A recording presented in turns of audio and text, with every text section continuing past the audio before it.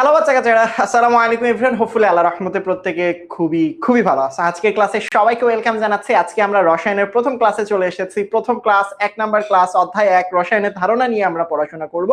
So তোমরা একটু তাড়াতাড়ি কাইন্ডলি জয়েন করে ফেলো। তাড়াতাড়ি আমাকে একটু জানাও যে ভয়েস থেকে শুরু করে সবকিছু অল ক্লিয়ার কিনা, আমার পেছনে থাকে স্ক্রিনের লেখাগুলো সবকিছু অল ক্লিয়ার কিনা, সবকিছু ঠিকঠাক রয়েছে কিনা।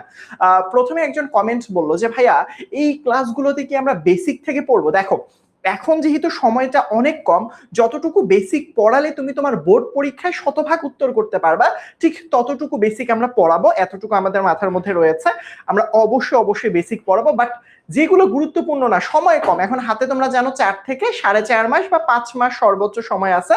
এই 5 মাস সময় সব পড়ার সময় নাই আসলে। যেগুলো জিনিস গুরুত্বপূর্ণ, যেগুলো পরীক্ষা আসতে পারে তোমার পড়ার জন্য গুরুত্বপূর্ণ, সেইগুলোর দিকে বেশি ফোকাস করব, সেইগুলো প্রশ্ন বেশি করে সলভ করব। আজকের ক্লাসে আমরা কোন চ্যাপ্টারটা পড়বো বলো তো ভাইয়া? আজকের ক্লাসে রসায়নের ধারণা এই চ্যাপ্টারটা পড়বো। তোমরা যদি তোমাদের বোর্ড বইটা খুলো তাহলে এই চ্যাপ্টারটা পেয়ে যাবা। সো সবাই একটু বলো যে ভাইয়া আমাকে ঠিকঠাক শুনতে পারতেছো কিনা। আমি সবাইকে দেখতে পারতেছি, আমি কমেন্ট একটু কম পড়বো কারণ আমাদের অনেক পড়াশোনা করতে হবে। ভাইয়া দেখো, দিন শেষে তুমি যদি এসএসসি পরীক্ষা ভালো রেজাল্টটা না করতে পারো না, তাহলে তুমি যতই পড়াশোনা করো, যতই ইফোর্ট দাও না কেন, কোনো লাভ নাই। সবাই মনে করবে তুমি পড়াশোনা করোনি, ফাঁকিবাজি করেছ। আজকের ক্লাস থেকে তুমি কি কি শিখবা আসলে আমি বলি। রসায়নের ধারণার উপরে একটাই ক্লাস রয়েছে। এই অধ্যায় থেকে আমরা আজকের ক্লাসে এই চ্যাপ্টারের বেসিক জিনিসপত্র পড়বো, যাহা কিছু দরকার সবকিছু। এই চ্যাপ্টারের এমসিকিউ সলভ করবো, এটা সবথেকে ইম্পর্টেন্ট। কিছু সিকিউ দেখবো, এখান থেকে সিকিউ না আসার সম্ভাবনাই বেশি, তাই আমরা এমসিকিউটার দিকে একটু বেশি ফোকাস করব।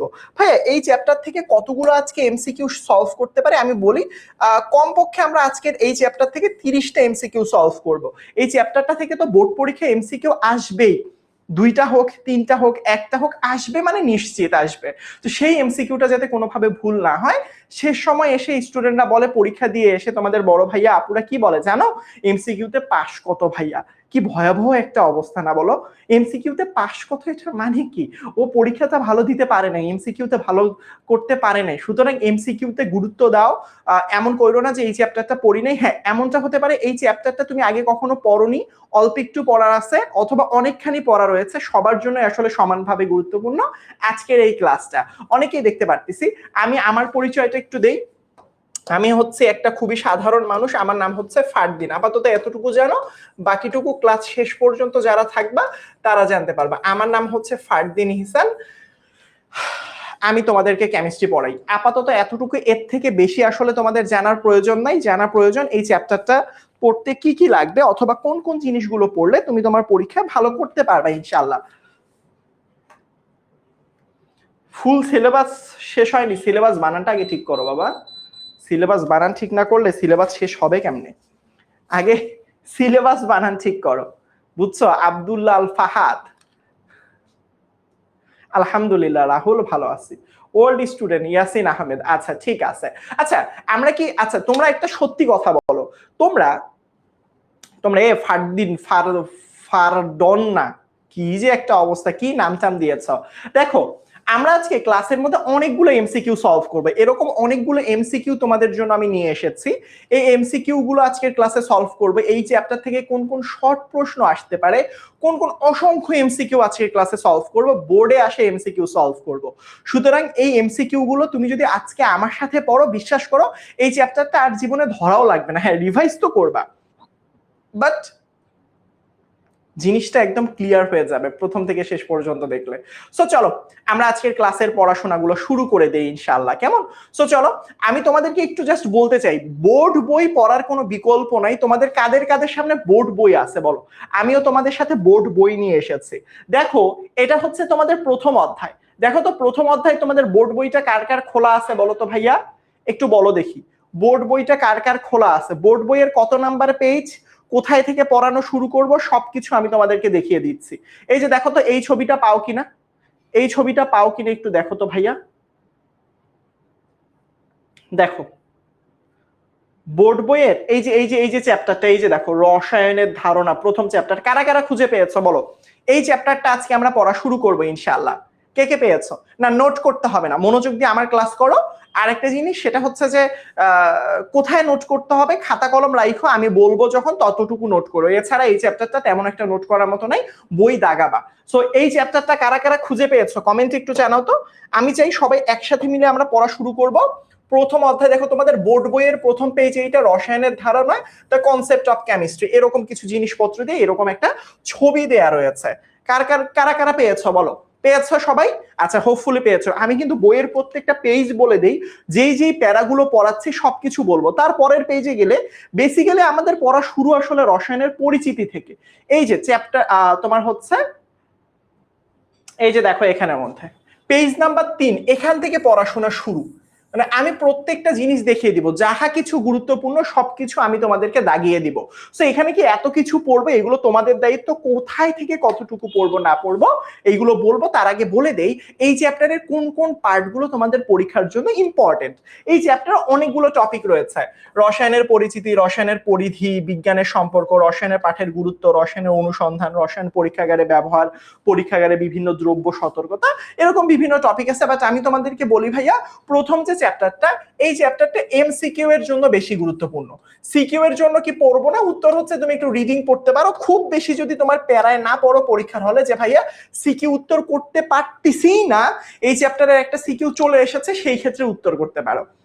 বুঝতে পেরেছো? আর সেরা রিয়াজ, ঠিক আছে ভাইয়া, চলো তাহলে আমরা ক্লাসটা শুরু করি। সো প্রথমে আমরা কোনটা পড়া শুরু করব, একদম তুমি তোমার যদি বইয়ে যাও রসায়নের যে পরিচিতির পার্ট আছে এখান থেকে পড়া শুরু করে দিব আমরা।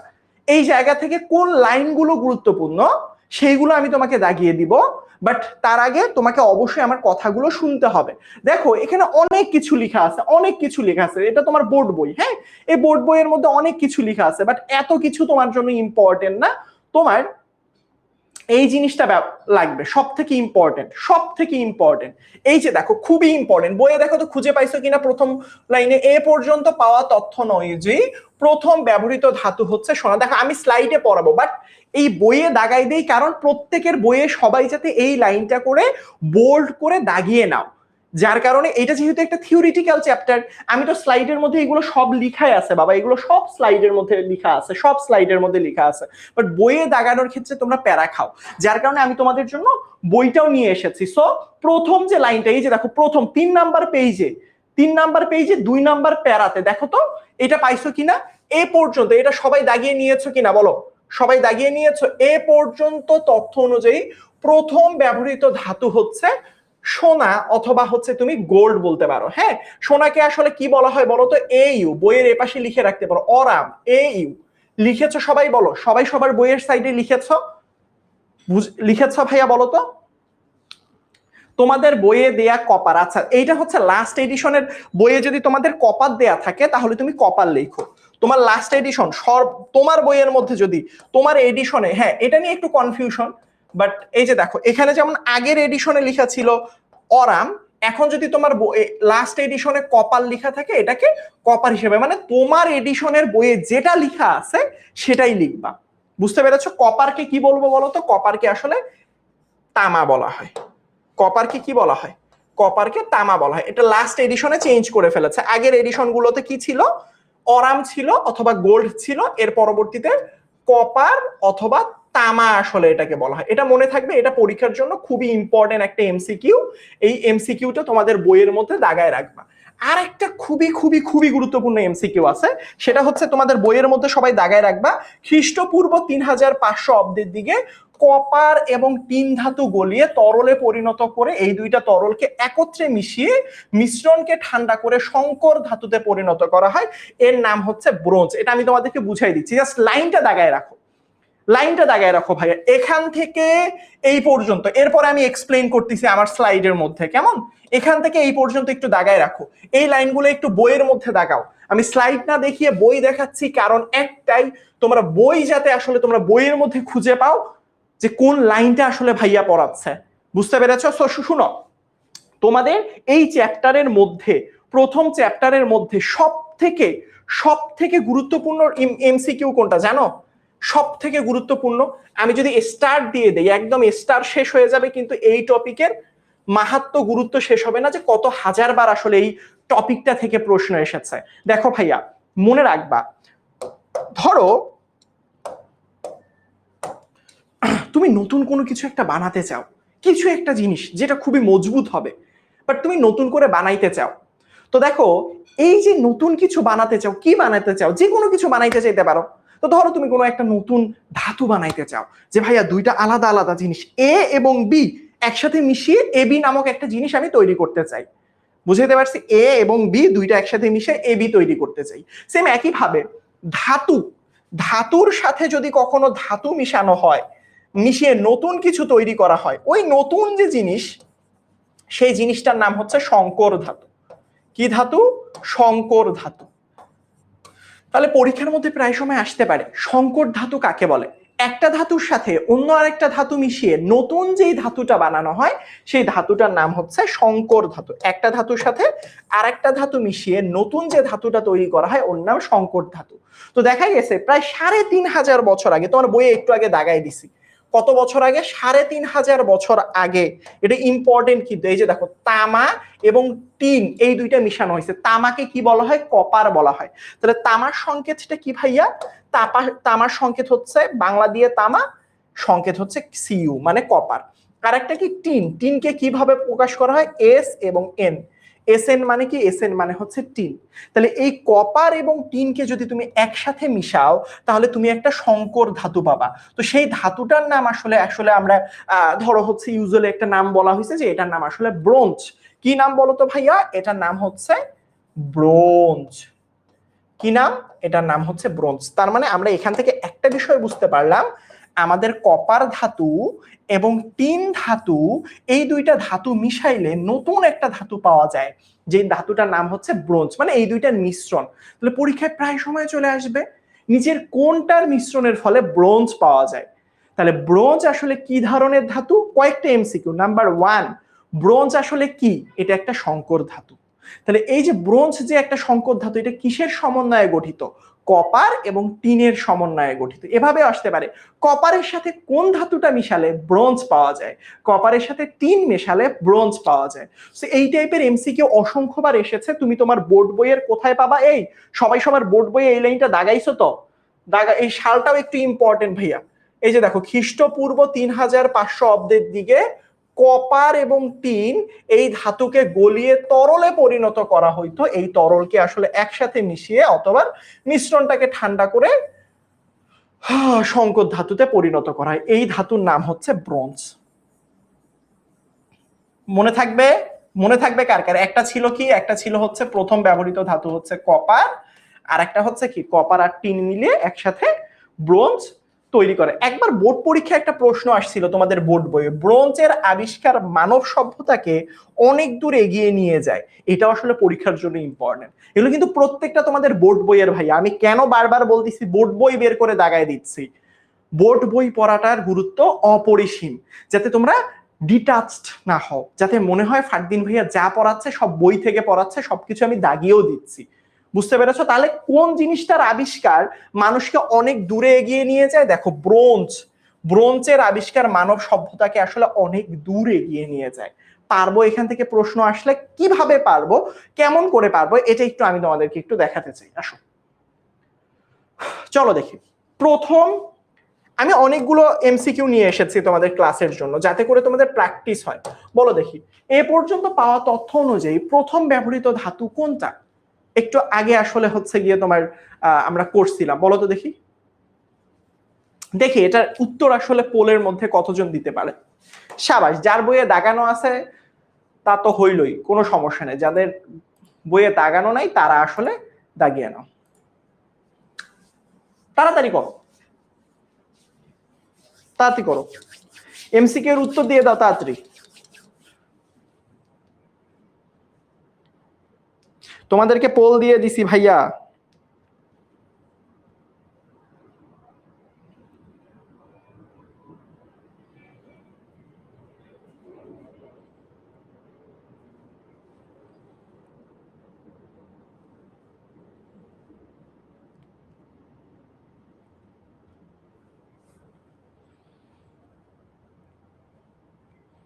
করেছো সবাই? সাবাস।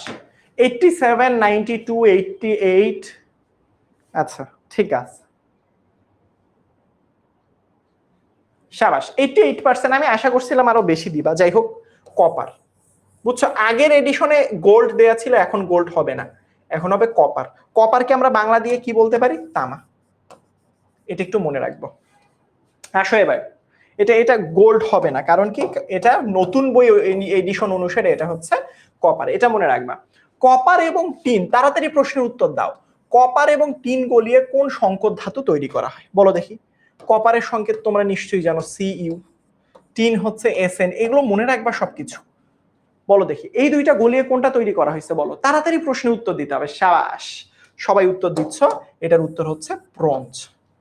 তার পরবর্তীতে দেখো, কপারের সাথে অন্য কোন ধাতু মিশিয়ে ব্রোঞ্জ তৈরি করা হয়? এটা আমি একটু আগেও বলছি যে ভাইয়া বিভিন্ন ভাবে প্রশ্ন আসতে পারে। পড়বা তুমি একটা লাইন, কপারের সাথে টিন মিলিয়ে ব্রোঞ্জ তৈরি করা হয়। প্রশ্ন প্রথম, ব্রোঞ্জ কিভাবে তৈরি করা হয়? কপার এবং টিন মিলিয়ে ব্রোঞ্জ তৈরি করা হয়।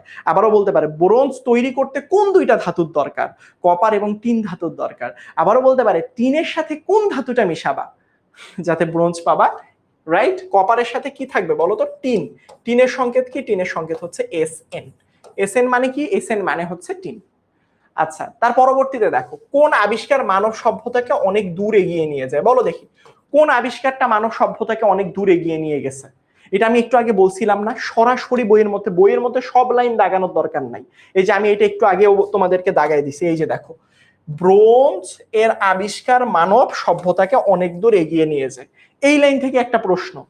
খ্রিস্টপূর্ব, এই যে কপার এবং টিন ধাতু গলিয়ে ব্রোঞ্জ তৈরি করা হয়েছে, এই যে এটা থেকে আসছে। তারপর এই যে দেখো, কপার হচ্ছে প্রথম ব্যবহৃত ধাতু। এই কয়েকটা জায়গা থেকে বারবার প্রশ্ন আসে, তোমার বোর্ড পরীক্ষাতে আসার সম্ভাবনা অনেক বেশি। তাহলে এটা কি? এটা হচ্ছে ব্রোঞ্জ।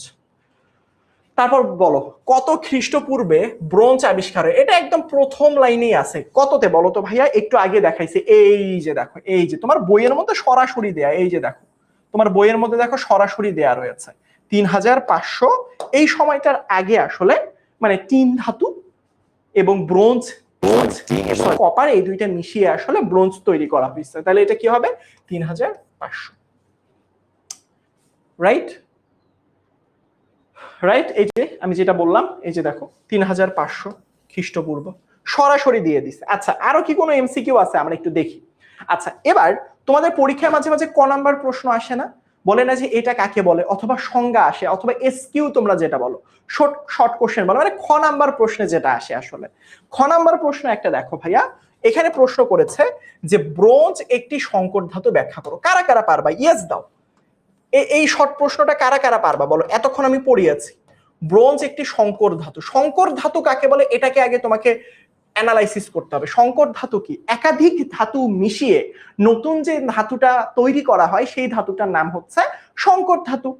তাহলে কপার একটা ধাতু এবং টিন আর একটা ধাতু, দুইটা আলাদা ধাতু মিশিয়ে নতুন করে আমরা একটা ধাতু তৈরি করতেছি যেটার নাম ব্রোঞ্জ। এটাই হচ্ছে আমাদের সংকর ধাতু। পারবো কি পারবো না বলো তো ভাইয়া? বলো দেখি, বলো দেখি কেমন লাগলো বলো। ধরো আমরা মাত্র একটা পেজ পড়লাম, বলো। এই যে এখানের মধ্যে দেয়া আছে, এই যে দেখো যা বলছি, এইগুলো স্লাইড তোমরা সব পেয়ে যাবে, এত প্যারা খাইও না। দুই বা ততোধিক ভিন্ন প্রকৃতির ধাতুকে গলিয়ে নতুন যে ধাতু তৈরি করা হয় তাতে সংকর ধাতু বলা হয়। এটা অলরেডি আমি তোমাদেরকে বলছি। তার পরবর্তীতে ব্রোঞ্জ একটি সংকর ধাতু, কারণ এখানে কপার এবং টিনকে গলিয়ে তরলে পরিণত করা হয়। এ তরল দ্বয় একত্রে মিশিয়ে অতঃপর মিশ্রণকে ঠান্ডা করে কঠিন ব্রোঞ্জ তৈরি করা হয়। যেহেতু দুইটা ভিন্ন ধাতুর মিশ্রণ, তাই এটা আসলে সংকর ধাতু। স্লাইড তোমরা পেয়ে যাবে ইনশাআল্লাহ। এখন বলো, আমরা জাস্ট একটা পেজ পড়লাম, জাস্ট তোমাদের বইয়ের প্রথম পেজ পড়লাম, এরপরেই আমরা এই পেজ রিলেটেড যা কিছু ইম্পর্টেন্ট এসকিউ, ইম্পর্টেন্ট এমসিকিউ সবকিছু দেখে ফেললাম। বলো এবার দেখি, তোমাদেরকে এইটা ভালো হইলো নাকি প্রত্যেকটা পেজ শেষ করার পর সবার লাস্টে গিয়ে যদি আমরা এমসিকিউ সিকিউ শেষ করতাম তাহলে সেটা ভালো হইতো? বলো। যে ভাইয়া আপনি যে এভাবে বইয়ের মধ্যে দাগায় দাগায় দিচ্ছেন, যখন যেটা পড়াচ্ছি তখন সেই পেজটা দাগায় দিচ্ছি, এবং পেজ দাগায় দেওয়ার পরপরেই সেখান থেকে প্রশ্ন সলভ করাচ্ছি। বলো, এমনে সলভ করা ভালো নাকি পুরা অধ্যায়টা শেষ করে তারপরে একেবারে এমসিকিউ সলভ করানো ভালো? বলো দেখি, বলো।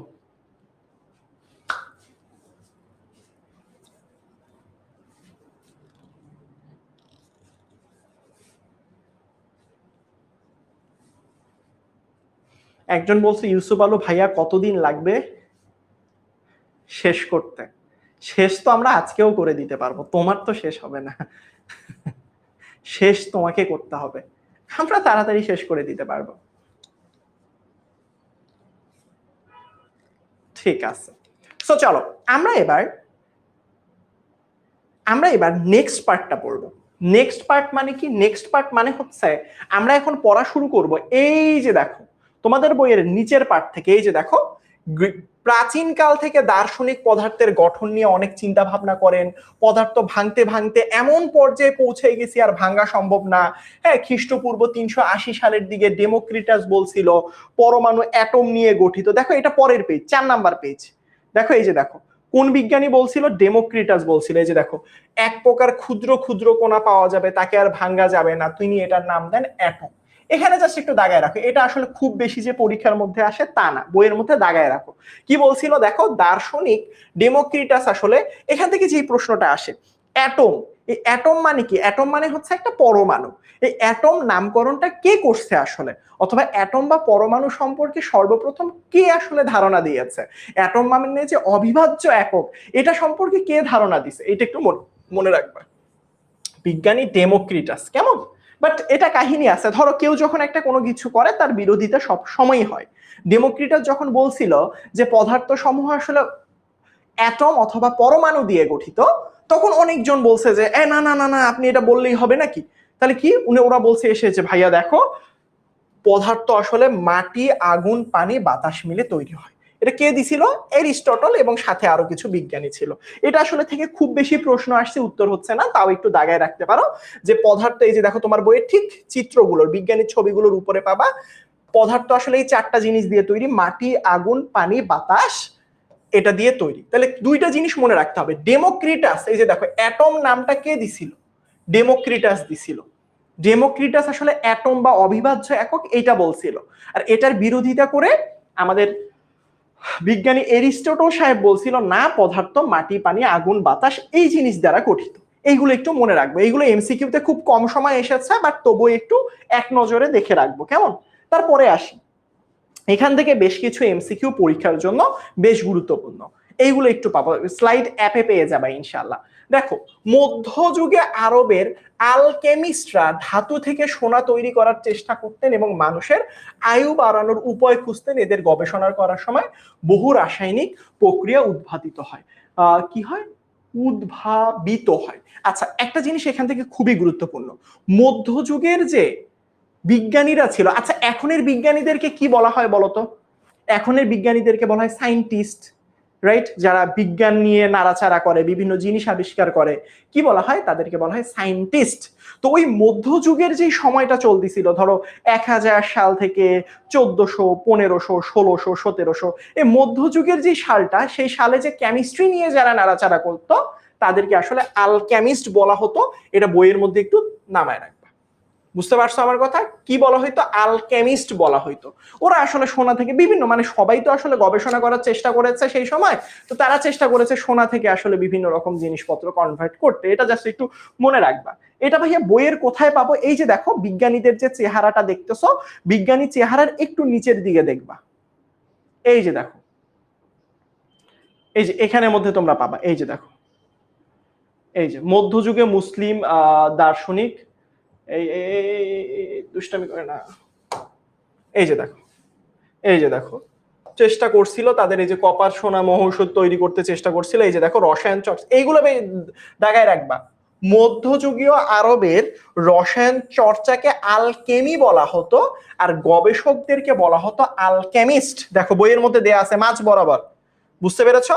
এইটা তো খুবই ইম্পর্টেন্ট, এর কাছাকাছি, মানে এইগুলো সবগুলো ইম্পর্টেন্ট। এরপরে এই আলকেমি শব্দটা এসেছে আলকেমিয়া থেকে, আলকেমিয়া শব্দ এসেছে কিমি থেকে, এই কিমি শব্দ এসেছে কেমিস্ট্রি শব্দের উৎপত্তিস্থল। এগুলো সবগুলো মনে রাখতে হবে। দাগায় রাখছো, এগুলো প্রত্যেকটা লাইন দাগায় রাখবা, প্রত্যেকটা ইম্পর্টেন্ট, এগুলো মুখস্থ করে ফেলবা ভাইয়া, থিওরিটিক্যাল জিনিস। এরপর দেখো আলকেমিস্ট, আল জাবির হাইয়ান সর্বপ্রথম গবেষণাগারে রসায়ন গবেষণা করেন, তাই তাকে কখনো কখনো রসায়নের জনক বলা হয়। বাট মেইন জনক এখন আর তাকে বলা হয় না, মেইন জনক হচ্ছে ল্যাভয়েসিয়ে। বাট এইটা মনে রাখবা ভাইয়া যে জাবির ইবনে হাইয়ান সর্বপ্রথম গবেষণাগারে গবেষণা শুরু করছে। সো এই জিনিসগুলো একটু বইয়ের মধ্যে দাগায় রাখো। আমি তোমাদেরকে একটু রিমাইন্ডার দেই কি কি জিনিস আমরা পড়লাম। মধ্যযুগীয় আরবে রসায়ন চর্চাকে আলকেমি বলা হতো, এগুলো মনে রাখবে, এগুলো এমসিকিউ এর জন্য ইম্পর্টেন্ট। গবেষকদেরকে আলকেমিস্ট বলা হতো। আলকেমি শব্দটা এসেছে আলকিমিয়া থেকে, আর আলকিমিয়া শব্দ এসেছে কিমি থেকে, আর বর্তমান কিমি থেকেই কেমিস্ট্রি শব্দের উৎপত্তি। অর্থাৎ আমাদের যে এখন কেমিস্ট্রি পড়ি, কেমিস্ট্রি এই যে দেখো CHEMISTRY, এই কেমিস্ট্রির উদ্ভব কোথায় থেকে হয়েছে বলো, বলো দেখি। এই যে দেখো কেমি থেকে, CHEMI, এটা একটু মনে রাখবা। কেমিস্ট্রি শব্দের প্রথম যে CHEMI, এখান থেকে আসলে উদ্ভব হয়েছে কেমিস্ট্রি। এইগুলো সবগুলো কিসের জন্য ইম্পর্টেন্ট ভাইয়া? এই সবগুলো জিনিস আসলে এমসিকিউ এর জন্য ইম্পর্টেন্ট। কোনটা কোন জায়গা থেকে এসেছে না এসেছে এগুলো মুখস্থ করবা। এখন এগুলো বুঝানোর কিছু নাই। তার পরবর্তীতে আমি আরেকটা জিনিস বলছিলাম যে তোমাদের পরীক্ষায় মাঝে মাঝে আসতে পারে যে কোন বিজ্ঞানী সর্বপ্রথম গবেষণাগারে রসায়ন চর্চা শুরু করেন। এটার নাম হচ্ছে জাবির ইবনে হাইয়ান। তাকে মাঝে মাঝে যে রসায়নের জনক বলা হয়, বাট মেইন যে জনক তাকে আমি একটু বলি, সেটা হচ্ছে এই যে দেখো অ্যান্টনি ভন ল্যাভয়েসিয়ে। এই এনাকে আসলে রসায়নের আসল জনক বলা হয়, মেইন জনক। এটা এমসিকিউ এর জন্য অনেক ইম্পর্টেন্ট। অ্যান্টনি ভন ল্যাভয়েসিয়ে, কি নাম বলেছি? অ্যান্টনি ভন ল্যাভয়েসিয়ে, রসায়নের জনক, আধুনিক রসায়নের জনক। তাহলে আগের রসায়নের জনক কে ছিল? মধ্যযুগের সময় আসলে মনে করা হতো জাবির ইবনে হাইয়ান। সো বর্তমান সময়, আধুনিক সময় অ্যান্টনি ভন ল্যাভয়েসিয়ে। ভাইয়া এটা বইয়ের কোথায় আছে দেখো, তোমাদেরকে বইয়ের দিকে দেখো 4 নাম্বার পেজে সবার নিচের দিকে দেখো। এই যে দেখো 4 নাম্বার পেজে, তোমাদের বইয়ের 4 নাম্বার পেজে সবার লাস্টের লাইনটা দেখো, সবার লাস্টের লাইনটা দেখতে পাচ্ছ? এটাই সবাই দাগিয়ে রাখো। যেই লাইন যেখান থেকে যতটুকু ইম্পর্টেন্ট, ঠিক সেখান থেকে ততটুকু আমি দাগাই দিচ্ছি, যাতে কোনোভাবে এমসিকিউ এখান থেকে মিস না করো। বুঝাইতে পারছি? এই সবাই দাগাই নিছো? বলো আমাকে, সবাই দাগাই নিছো কিনা বলো। এবার বলো দেখি, এই যে এতক্ষণ ধরে যে দরকার হলে বই দেখে বলো দেখি, কোন ভাষার শব্দ থেকে কেমিস্ট্রি ভাষা? কেমিস্ট্রি এসেছে কেমি থেকে, CHEMI থেকে। বলো দেখি, এই যে কেমিস্ট্রি দেখতেছো, কেমিস্ট্রির উৎপত্তি হয়েছে কোন ভাষা থেকে? বলো দেখি, বলো বলো বলো বলো। 4টার সময় আমাদের স্কুল ছুটি হয়। আচ্ছা, যারা যারা ডে শিফটে আসো, যারা যারা ডে শিফটে আসো, তোমরা রেকর্ডেড ক্লাসটা সকালে করে ফেলো। যদি সঠিক সময়ে এসে ক্লাস করতে না পারো, তাহলে যে কাজটা করার চেষ্টা করবা, তোমাদের যেহেতু ডে শিফট, সকালে বেশ ভালো সংখ্যক একটা সময় পাও, তোমরা একটু সকালে ক্লাসটা করে ফেলো। আচ্ছা, তার মানে এটা আমরা বুঝতেই পারছি এটা আসলে আরবি শব্দ থেকে উৎপত্তি। তারপরে দেখো কেমিস্ট্রি শব্দের উৎপত্তি কোথায় থেকে হয়েছে বলো। কেমিস্ট্রি শব্দের উৎপত্তি কই থেকে হয়েছে বলো, উৎপত্তি হয়েছে কই থেকে বলো। তাতেই বলো, তাতেই বলো। এগুলো সব দাগায় দিছি, পরীক্ষায় যে কোনোটা প্রশ্ন চলে আসতে পারে ভাইয়া। সাবাস। Chemistry, CHEM। জাস্ট কেমিস্ট্রির প্রথম পার্টটুকু দেখো, প্রথম পার্টটুকু কোনটা? এই যে CHEMI, এই যে।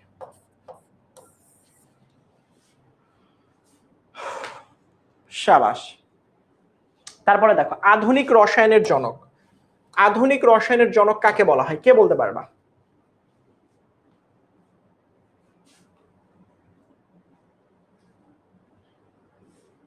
কে আধুনিক রসায়নের জনক? কে? Antoine von Lavoisier. সাবাস।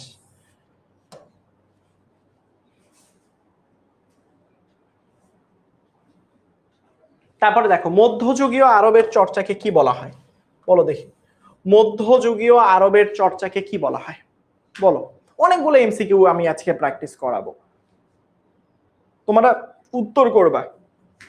দেখি এই প্রশ্নটার উত্তর কতজন মনে রাখতে পেরেছো। মানে এখন যেমন তোমরা কেমিস্ট্রিকে কেমিস্ট্রি বলো না, সেই যুগে আসলে কেমিস্ট্রিকে কেমিস্ট্রি বলা হইতো না। মানে তুমি যখন এমন বলো না যে কেমিস্ট্রি পরীক্ষা আছে, তখনের যুগের মানুষরা বলতো যে এইটার উপরে পরীক্ষা আছে। দেখি তৃষা বলছে আমাদের স্কুল তো 4টায় শেষ হয়, তোমরা যারা ডে শিফটে আসো, তোমরা যদি 4টার ক্লাস মিস করে ফেলো, তোমরা রেকর্ডেড ক্লাসটা দেখে নিও। সেই ক্ষেত্রে তোমরা চাইলে সকালবেলা আসলে ক্লাসটা ইজিলি করতে পারো, কারণ সকালবেলা তো একটা ভালো সময় পাও তোমরা, কারণ ডে শিফটে পড়ো। ঠিক আছে, সাবাস। এটা কি হবে? এটা হচ্ছে আলকেমি হবে। সাবাস। তার পরবর্তীতে দেখো, এখান থেকে আর একটা সুন্দর জিনিস আসতে পারে, সেটা হচ্ছে দেখো তোমাদের এই বইয়ের মধ্যে খুবই খুবই খুবই একটা ইম্পর্টেন্ট প্রশ্ন ক নাম্বার আছে, আলকেমি আসলে কি। এটা ঢাকা রেসিডেন্সিয়াল মডেল কলেজে আসছিল, অনেকে হয়তো বা চিনো। মাত্র পড়লাম না, বলো তো ভাইয়া আলকেমি কি? এটা যদি শর্ট প্রশ্নে আসে, ক নাম্বার প্রশ্নে অথবা খ নম্বর প্রশ্নে, পারবা না উত্তর দিতে? বলো তো, মাত্র দেখাইলাম না আলকেমি কি। মধ্যযুগীয় রসায়নের চর্চাকে আলকেমি বলা হইতো। দেখছো, সাথে সাথে তোমাদেরকে আমি শর্ট প্রশ্নগুলো, এর আগে আমি একটা শর্ট প্রশ্ন দেখিয়েছি, ব্রোঞ্জ বলতে কি বোঝায় বা সংকর ধাতু বলতে কি বোঝায়, অথবা ব্রোঞ্জকে কেন সংকর ধাতু বলা হয়। ঠিক একইভাবে আরেকটা শর্ট প্রশ্ন আসতে পারে, এতক্ষণ যা পড়লাম আলকেমি বলতে কি বোঝানো হয়, এটা একটু ভালো করে মনে রাখবা। বুঝতে পেরেছো আমার কথা? ঠিক আছে, তোমাদের বইয়ের আরেকটা পার্ট খুবই খুবই খুবই গুরুত্বপূর্ণ, সেটা হচ্ছে রসায়ন কাকে বলে। কখনো কি তোমরা খেয়াল করেছো রসায়ন কাকে বলে তোমাদের বইয়ের মধ্যে কোথায় আছে? এই যে দেখো, তোমাদের 5 নাম্বার পেজে উপরের দিকে একটু ভালো করে তাকাও। 5 নাম্বার পেজের উপরের দিকে দেখো তো, খুঁজে পাইছো কিনা?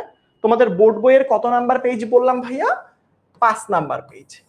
5 নাম্বার পেজে কি দেয়া আছে আসলে বোর্ড বইয়ে? দেখো, বিজ্ঞানের যে শাখায় পদার্থের গঠন, পদার্থের ধর্ম, পদার্থের পরিবর্তন নিয়ে আলোচনা করা হয় তাকে আসলে রসায়ন বলা হয়। মুখস্থ করে ফেলবা 3টা জিনিস: গঠন, ধর্ম, পরিবর্তন। গঠন, ধর্ম, পরিবর্তন। মাঝে মাঝে এটাও আসে, রসায়নে কোন কোন জিনিসগুলো নিয়ে আলোচনা করা হয়? পদার্থের গঠন, পদার্থের ধর্ম, পদার্থের পরিবর্তন। এই কয়েকটা জিনিস একটু ভালো করে মনে রাখবা, কারণ এটা থেকে আসলে বিগত বছরে বোর্ড প্রশ্নে অ্যানালাইসিস করলে দেখা যায় যে বরিশাল বোর্ড 2022 সালে এখান থেকে একটা প্রশ্ন আসছিল। কি প্রশ্ন আসছিল ভাইয়া? 2022 সালে একটা প্রশ্ন এসেছিল, রসায়ন কাকে বলে। কি কাকে বলে বলো তো? রসায়ন কাকে বলে। এটা কিন্তু পরীক্ষায় চলে আসতে পারে, একটু মনে রাখবা। বুঝতে পেরেছো? পারবো কি পারবো না বলো? বলো বলো বলো, পারবো কি পারবো না? এই যে যেটা বললাম সেটাই। আসো এবার, আসো এবার তোমাদের বোর্ড বইয়ে যদি আমি চলে যাই, তোমাদের বোর্ড বইয়ের অন্যতম গুরুত্বপূর্ণ একটা পার্টে আছে এখন, যেখান থেকে শর্ট প্রশ্ন আসার সম্ভাবনা অনেক বেশি। দেখো তো এটা খুঁজে পাও কিনা তোমাদের বোর্ড বইয়ের মধ্যে। টেবিল 1.01, বিভিন্ন বিষয়ে রসায়নের দৃষ্টিকোণ থেকে বিশ্লেষণ। দেখো তো এরকম একটা বোর্ড পেজ খুঁজে পাও কিনা। কাঁচা আম টক, পাকা আম মিষ্টি কেন, কেরোসিন কেন আসলে দহনে আসলে মোম বা কেরোসিন মোমের দহন। তারপরে খেয়াল করো, পেটের অ্যাসিডিটির জন্য অ্যান্টাসিড ওষুধ খাওয়া। দেখো তো পাও কিনা এগুলো খুঁজে। পেয়েছো? কারা কারা পেয়েছো বলো? পেয়েছো হোপফুলি। সো এই বক্সটা তোমাদের পরীক্ষার জন্য খুবই ইম্পর্টেন্ট। প্রথম যে জিনিসটা মাঝে মাঝে খ নাম্বার প্রশ্নে চলে আসে, অথবা এটা আসলে এমসিকিউতেও চলে আসে ভাইয়া। কি চলে আসে? সরাসরি এভাবে আসে, কাঁচা আম টক কিন্তু পাকা আম কেন মিষ্টি লাগে। দেখো ভাইয়া, তুমি একটা জিনিস মনে রাখবা, টক যে শব্দটা আসছে, এই টক জিনিসপত্র টক কেন হয়? অন্যতম কারণ সেই জিনিসটার মধ্যে অ্যাসিড থাকে, কারণ অ্যাসিডের স্বাভাবিক ধর্ম হচ্ছে সেটা টেস্ট হচ্ছে টক টাইপের হয়। টক, নট তিতা, টক টাইপের হয়। তো যেই জিনিসগুলো তোমার কাছে টক টক লাগবে, সেই জিনিসটার মধ্যে মোটামুটি একটু নিশ্চিত থাকতে পারো যে ভাইয়া এই জিনিসটার মধ্যে অ্যাসিড আছে। তো কাঁচা আম টক, তার মানে সেই আমটার মধ্যে অ্যাসিড আছে। আচ্ছা, পাকলে কেন টক হয় না? কারণ সেখানে অ্যাসিড নাই, অ্যাসিড নাই জন্য সেটা টক নাই, সেটা মিষ্টি। বাট কোন অ্যাসিড আছে, পাকলে সেটা কনভার্ট হয়ে কিসে পরিণত হয়, এই জিনিসগুলো পরীক্ষার জন্য খুবই ইম্পর্টেন্ট। বইয়ের মধ্যে দেখবা এই লাইনগুলো হুবাহু দেয়া। দেখো, কাঁচা আমের মধ্যে জৈব অ্যাসিড থাকে, যেমন নাম দুইটা মুখস্থ রাখবা, সাকসেনিক অ্যাসিড এবং ম্যালিক অ্যাসিড। এই দুইটা খুব ভালো করে মনে রাখবা, বইয়ের মধ্যেও দাগায় রাখবা। কাঁচা আমে কয়টা অ্যাসিড থাকে? দুইটা। এমসিকিউ এর জন্য খুবই গুরুত্বপূর্ণ, একটা সাকসেনিক অ্যাসিড আর একটা হচ্ছে maleic acid. Succinic acid, maleic acid, succinic acid, maleic acid. Succinic acid, tartaric acid তো অন্য কোথাও থাকে ভাইয়া। যাই হোক, তার পরবর্তীতে যদি আমটা পাকে, তখন আসলে অ্যাসিডগুলো পরিবর্তন ঘটে এবং গ্লুকোজ এবং ফ্রুক্টোজের সৃষ্টি হয়, তাই আম পাকলে আসলে মিষ্টি লাগে। তুমি এটা এখান থেকে মুখস্থ করে ফেলবা। তোমার বোর্ড বইয়ে যদি তুমি একটু তাকাও, তাহলে তুমি এটা এখানে খেয়াল করবা। এই যে এখানে দেয়া আছে, এই যে দেখো, ভালো করে খেয়াল করো যে কাঁচা আম বিভিন্ন ধরনের জৈব অ্যাসিড থাকে, যেমন সাকসিনিক অ্যাসিড এবং ম্যালিক অ্যাসিড। ফলে পাকা আম, সরি, কাঁচা আম টক হয়, কিন্তু আম যখন পাকে তখন অ্যাসিডগুলো কনভার্ট হয়ে গ্লুকোজ এবং ফ্রুক্টোজের সৃষ্টি করে, তখন আমটা আসলে পাকা। সরি, মিষ্টি লাগে। মনে থাকবে কারা কারা পারবা বলো? এটা শর্ট প্রশ্নে আসতে পারে, তুমি এটা স্টার চিহ্ন দিয়ে দাগায় রাখতে পারো। এটা পরীক্ষায় এমসিকিউ বলো অথবা এসকিউ বলো, খুবই ইম্পর্টেন্ট। কোন কোন অ্যাসিড থাকে আর অ্যাসিড গুলো পাকলে কিসে পরিণত হয়, মনে থাকবে কি থাকবে না বলো? এগুলো থাকার কথা, তোমাদের মনে থাকা উচিত বলে আমি মনে করি। যাই হোক, তার পরবর্তীতে দেখো, তার পরবর্তীতে প্রথম যেটা আরেকটা জিনিস আসে, বক্সের মাঝখানে দেখবা দেয়া আছে কেরোসিন, প্রাকৃতিক গ্যাস, মোম ইত্যাদির দহন। সবসময় মনে রাখবা যে আমাকে যখন বলবে কেরোসিন, প্রাকৃতিক গ্যাস অথবা মোম, এগুলো হচ্ছে হাইড্রোকার্বন। আমি আবারও বলতেছি, এগুলো কি হাইড্রোকার্বন। তো তুমি যদি কোনো একটা হাইড্রোকার্বনকে পোড়াও, এই জিনিসগুলো কি দিয়ে তৈরি? হাইড্রোকার্বন। হাইড্রোকার্বন। আচ্ছা, হাইড্রোকার্বন মানে কি? হাইড্রোকার্বন হচ্ছে সেই সকল যৌগ যারা কার্বন এবং হাইড্রোজেনের সমন্বয়ে গঠিত। তাহলে কার্বন এবং সমন্বয়ে গঠিত হাইড্রোকার্বনকে যদি আমি পোড়াই, কোনো কিছুকে পোড়ানো মানে কি? কোনো কিছুকে পোড়ানো মানে হচ্ছে সেটার সাথে অক্সিজেনের বিক্রিয়া করা। তো দেখো ভাইয়া, সো আমি যদি অক্সিজেনের সাথে বিক্রিয়া করি, হাইড্রোকার্বন মানে কি থাকবে এখানে? কার্বন আর সাথে হচ্ছে হাইড্রোজেন থাকবে। তো এই যে কার্বনটা, হাইড্রোকার্বনের কার্বন, এটা যদি অক্সিজেনের সাথে মিলে যায়, তাহলে কোন জিনিসটা তৈরি করে? Carbon die oxide.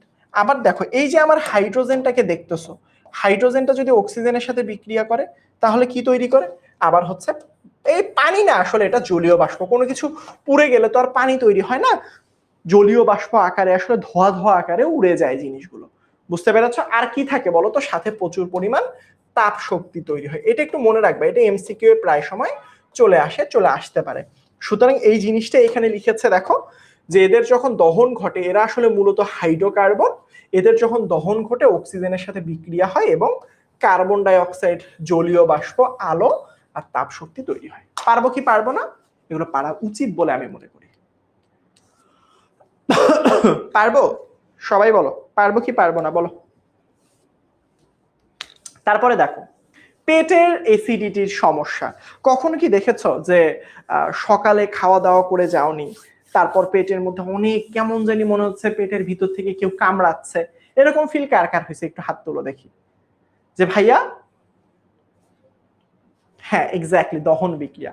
আমাকে বলো তো একটু, কার কার এরকমটা মনে হয়েছে? আলো উৎপন্ন তো হবেই ভাই, কোনো কিছু পুড়লে, এটা তো কমন সেন্স।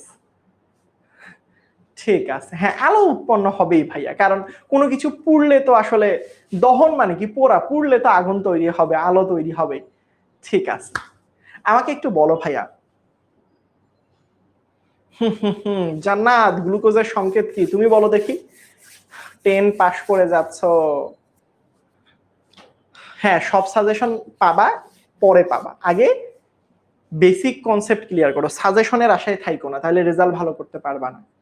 সাজেশন এখন যারা যারা ভাবো যে পরীক্ষার আগে গিয়ে সাজেশন পড়ে পাবো, ব্যাপারটা এমনটা নাও হতে পারে, কারণ এখনের প্রশ্নগুলো একটু কঠিন হচ্ছে। দেখো, দেখি সবারই দেখি হাত তুলতেছে আসলে। দেখো ভাইয়া, কেন এমনটা হয়? আমাদের পাকস্থলীর মধ্যে, এই যে আমরা যে আমার যে পেটের মধ্যে একটা অ্যাসিড আছে। কি অ্যাসিড কেউ বলতে পারো? কোন অ্যাসিড আছে বলতে পারো? বলো তো দেখি কোন অ্যাসিড আছে। ধরো এটা হচ্ছে, আমরা চিন্তা করলাম আমাদের একটা, তোমাদের সাব্বির ভাইয়ার পেট। এটা কার পেট? এটা হচ্ছে সাব্বির ভাইয়ার পেট। হ্যাঁ,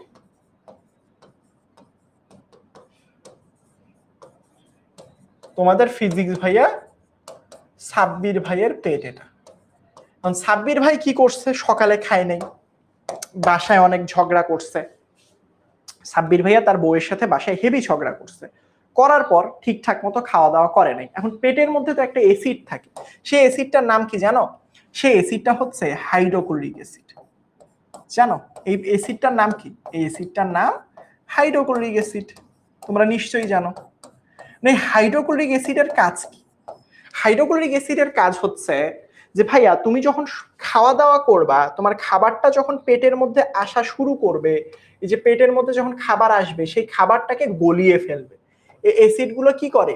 তোমার পেটের মধ্যে যে খাবারগুলো খাও, সেই খাবারটাকে গলানো শুরু করে। এখন তুমি চিন্তা করো, তোমার সাব্বির ভাইয়া তো কোনো কিছু খাই নাই, তাহলে হাইড্রোক্লোরিক অ্যাসিড গলাবে টাকাকে? বুঝছো, হাইড্রোক্লোরিক অ্যাসিড তো গলাবে, মানে তুমি খাইলেও গলাবে, না খাইলেও গলাবে। হাইড্রোক্লোরিক অ্যাসিডের তো মাথা ঠিক নেই। কেন ভাইয়া মাথা ঠিক নেই? মানে এইগুলো তো চারপাশে এমনি ছুটাছুটি শুরু করে, আমার খাবার কই, আমার খাবার কই, আমার খাবার কই, বুঝছো?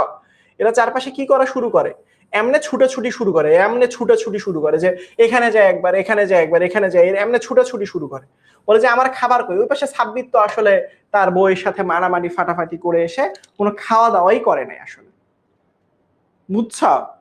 খাওয়া দাওয়াই আসলে করে নাই। এখন হাইড্রোক্লোরিক অ্যাসিড করবেটা কি? হাইড্রোক্লোরিক অ্যাসিড একটা কাজ করবে। কি কাজ করবে? ও আসলে খাবার না পাওয়ার কারণে সাব্বির ভাইয়ার যে পেট, সেই পেটের চামড়ারে এসে ক্ষয় করা শুরু করবে। কারণ হাইড্রোক্লোরিক অ্যাসিড অনেক তীব্র ভাই, এগুলো পেটের প্রাচীর না, প্রাচীর না, এই যে দেখো পেটের প্রাচীরের মধ্যে এসে ধাক্কাধাক্কি শুরু করবে, তাড়াতাড়ি খাবার দাও, মানে পেটের প্রাচীরের মধ্যে এসে ধাক্কাধাক্কি শুরু করে দিবে। তো এই যে দেখো হাইড্রোক্লোরিক অ্যাসিড এতটা শক্তিশালী, তুমি যদি ওই তোমার পেটের হাইড্রোক্লোরিক অ্যাসিড হাতের মধ্যে ফেলো না, হাত ফুটা হয়ে সেই অ্যাসিডটা নিচের দিকে পড়ে যাবে। বুঝতে পেরেছো আমার কথা? বুঝতে পেরেছো আমার কথা? ওই যে বলো না পেটের মধ্যে ইঁদুর দৌড়াচ্ছে, এটা আসলে হাইড্রোক্লোরিক অ্যাসিড দৌড়ায়।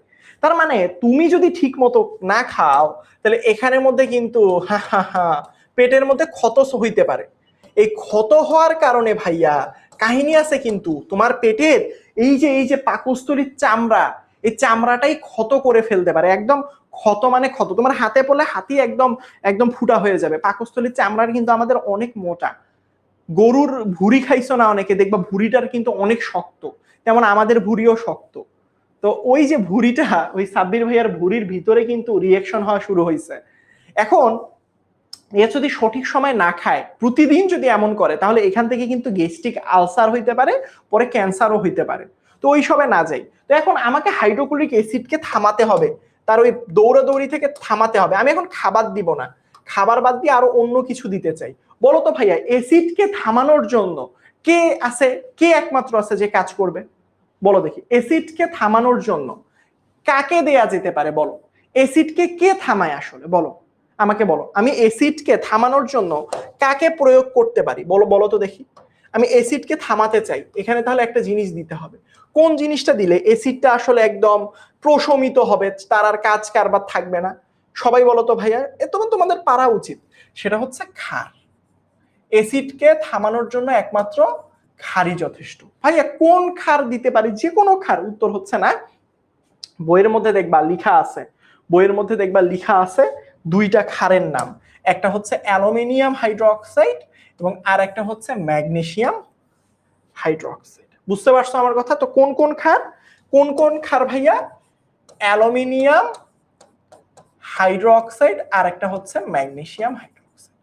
এরা আসলে কি করে বলতো? এই পেটের ভিতরে যে অ্যাসিডটা থাকে সেটাকে প্রশমিত করে দেয়। মনে থাকবে? এখন আসো, আমাদের না বিক্রিয়া পরীক্ষা যদি কখনো আসে, তুমি কেমিস্ট্রি মানে কি? কেমিস্ট্রি মানেই রিঅ্যাকশন, বিক্রিয়া দিতে হবে ভাইয়া, বিক্রিয়া দিতেই হবে। তো চলো আমরা একটু বিক্রিয়া দেখি। আমরা দুইটা বিক্রিয়া দেই ভাইয়া, বিক্রিয়া দিতেই হবে, বিক্রিয়া দেয়া ছাড়া কোনো উপায় নেই আসলে। দুইটা বিক্রিয়া দিতেই হবে তোমাকে। কিসের বিক্রিয়া ভাইয়া? এই পেটের মধ্যে আমার ধরো অ্যালুমিনিয়াম হাইড্রোক্সাইড চলে গেছে, পেটের মধ্যে এই অ্যালুমিনিয়াম হাইড্রোক্সাইডটা চলে গেছে, তখন কি রকম বিক্রিয়া হবে? ধরো অ্যালুমিনিয়াম হাইড্রোক্সাইড পেটের মধ্যে ঢুকে গেল, ওষুধ আকারে আমি খাইছি, পেটের মধ্যে অতিরিক্ত কি আছে? হাইড্রোক্লোরিক অ্যাসিড, এটার সাথে এটা বিক্রিয়া করবে। সেম একই ভাবে ধরো পেটের মধ্যে ম্যাগনেসিয়াম হাইড্রোক্সাইড চলে গেছে, এখন এটার সাথে কে বিক্রিয়া করবে বলো তো ভাইয়া? হাইড্রোক্লোরিক অ্যাসিড, কারণ পেটের মধ্যে অতিরিক্ত হাইড্রোক্লোরিক অ্যাসিডটাকে প্রশমিত করতে হবে। কিভাবে বিক্রিয়া হয় এটা আমরা নবম চ্যাপ্টারে পড়েছিলাম, অ্যাসিড ক্ষারের সমতাকরণ যে পার্টটুকু রয়েছে সেখানে, যে প্রথমে কি হবে? প্রথমে এখানে অ্যালুমিনিয়ামের সাথে এই ক্লোরিন বিক্রিয়া করবে, অ্যালুমিনিয়াম আর ক্লোরিন মিলে এখানের মধ্যে তৈরি হবে অ্যালুমিনিয়াম ক্লোরাইড। এটা তোমরা সবাই জানো, কি তৈরি হবে? অ্যালুমিনিয়াম ক্লোরাইড তৈরি হবে, রাইট? কি হবে? এই যে এখানের অ্যালুমিনিয়াম আর এখানের ক্লোরিন, যেহেতু অ্যালুমিনিয়ামের যোজনী 3, এটা তো জানো 9-এ পড়েছো, তাই ক্লোরিন 3টা সমতা করার জন্য সামনে 3 দিই, আর সাথে তৈরি হবে এখানে পানি, মানে অ্যাসিড ক্ষার বিক্রিয়ায় লবণ পানি তৈরি হলো। সেম একই ভাবে ম্যাগনেসিয়াম এখানে ক্লোরিনের সাথে বিক্রিয়া করে কি তৈরি হবে? Magnesium chloride. আর এখানের হাইড্রোক্সাইড আর এই হাইড্রোজেন মিলে তৈরি করবে পানি। এই তো প্রশমিত করলো। বলো দেখি বোঝাতে পারছি কি পারিনি, বলো। পারবো পরীক্ষার হলে। পরীক্ষার হলে যদি আসে, কখনো যদি আসে, শুধুমাত্র ভাইয়া ব্যাখ্যা লিখিও না যে আমি সকালে খালি পেটে ওই স্কুলে যাই, পেট করে জ্বালা পোড়া, তারপর যে কি করব মাথা থাকে না ঠিক, এরপর আমি মাথা নিয়ে বাড়ি দেয়া শুরু করি, তারপর বন্ধু বান্ধব এগিয়ে আসলো, আমাকে নিয়ে গেল হসপিটালে ভর্তি করানোর পর ডাক্তার পরীক্ষা করে দেখলো আমার অবস্থা ভালো না, আমার জন্য দোয়া করবেন, স্যার আমাকে পরিপূর্ণ নাম্বার দিবেন। এমনি বুজুং বাজুং লিখলে হবে? হবে না, বিক্রিয়া সহকারে দেখাতে হবে। সো তোমাদের বইয়ের মধ্যে এই সকল জিনিস, হ্যাঁ বিক্রিয়া দেয়া নাই, বাট আমি তো তোমাকে শিখিয়ে দিলাম। এই বিক্রিয়াটা দেয়া আছে নবম অধ্যায়ে, একটা কনসেপ্ট দেয়া আছে। সো 9-10-এ পড়তেছো, এসএসসি পরীক্ষা দিবা মানে এটা আসার সম্ভাবনা ব্যাপক হারে আছে, পরীক্ষার আসার সম্ভাবনা অনেক বেশি। সো বুজুং বাজুং না লিখে ঠিকঠাক ভাবে লিখতে হবে, বুঝছো? আসো এবার। সো মোটামুটি আমরা এখান থেকে একটা কনসেপ্ট পেয়ে গেছি। এর পরবর্তীতে দেখবা রসায়নের পরিধি বা ক্ষেত্র, এগুলো একটু রিডিং পড়বা, বুঝছো? তোমাদের বইয়ের মধ্যে 1.2 যে পার্টগুলো পাবা, এইগুলো আসলে বইয়ের মধ্যে, এগুলো রিডিং পড়বা, এগুলো আমাদের পড়ার পার্ট না। এগুলো কি করবা? এগুলো রিডিং পড়বা, এগুলো, বুঝছো? এগুলো রিডিং পড়ো নিজেদের দায়িত্বে। যেগুলো পরীক্ষা আসার জন্য গুরুত্বপূর্ণ ওইগুলো তো দেখাচ্ছি। রিডিং পড়ার পর 1.2 পার হওয়ার পরবর্তীতে এখানে দেখো তো এই বক্সটা পাইছো কে কে? এটা কত number page? 6 number page. 6 number page, দেখো তো 6 নাম্বার পেজের এই বক্সটা কে কে পেয়েছো? এখানের মধ্যে কিছু কিছু জিনিস আসলে এমসিকিউতে খুব কম আসছে, বাট আমি তবুও দেখাই দিব। বলো 6 নাম্বার পেজ পেয়েছো? বলো বলো। তার আগে চলো দেখি কিছু বক্স থেকে প্রশ্ন সলভ করি। কাঁচা আমে কোন অ্যাসিড থাকে? চলো দেখি, চলো।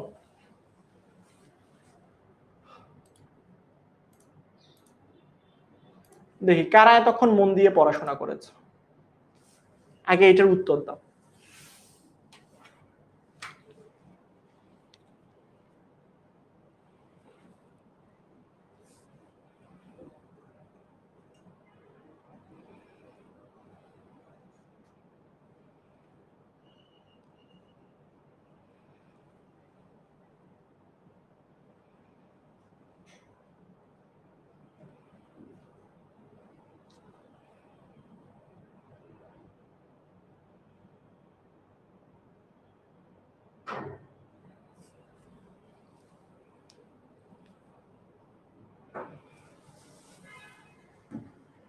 সাবাস, আরে 90% স্টুডেন্ট পেরেছো। আর তোমরা তো কাঁপাই দিবা এসএসসি পরীক্ষায়, সাবাস। কি হবে এটা? সাকসাইনিক অ্যাসিড এবং ম্যালাইক অ্যাসিড, সাবাস।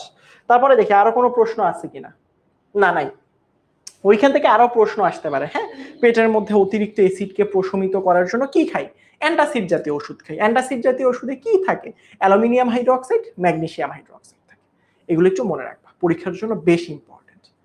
লিডার বোর্ড এখন পড়বো না, তোমাদের রেজাল্ট পড়বো ইনশাআল্লাহ। চলো আমরা যদি এখানের মধ্যে এই জিনিসটা পেয়ে থাকি, এখানে অনেক কিছু দেয়া আছে, এখানে অনেক কিছু লিখা দেখবা ভাইয়া, অনেক কিছু রসায়নের সাথে সম্পর্ক, এই সেই অনেক কিছু দেয়া।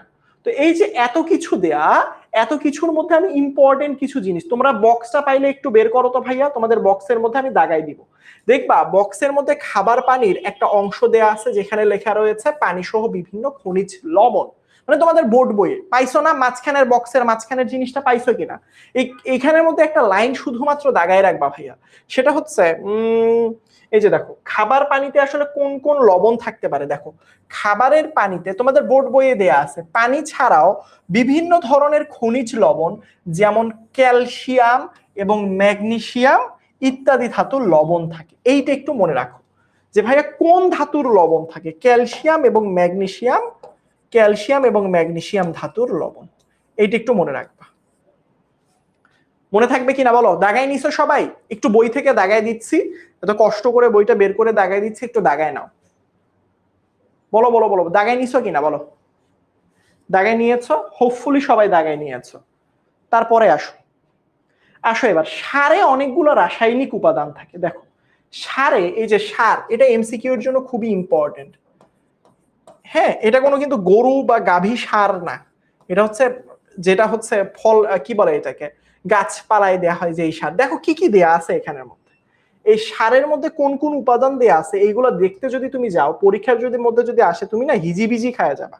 বা এই যে দেখো, nitrogen, oxygen, carbon, phosphorus, calcium, magnesium, potassium, এগুলো এতগুলো, 1 2 3 4 5 6 7, এতগুলো জিনিস আসলে সারের মধ্যে থাকে।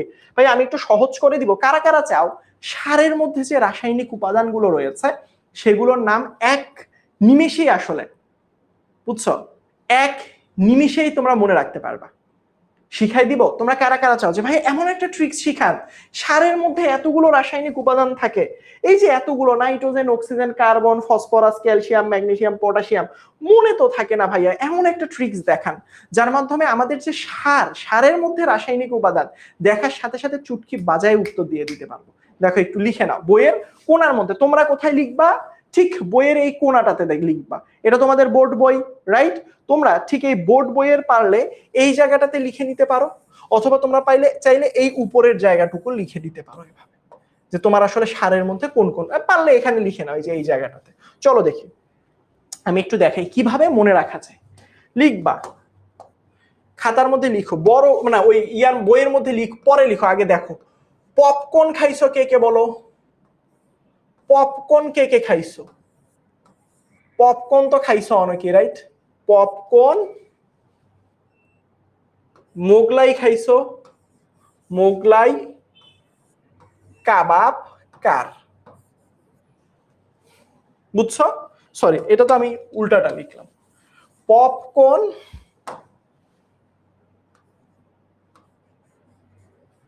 মোগলাই,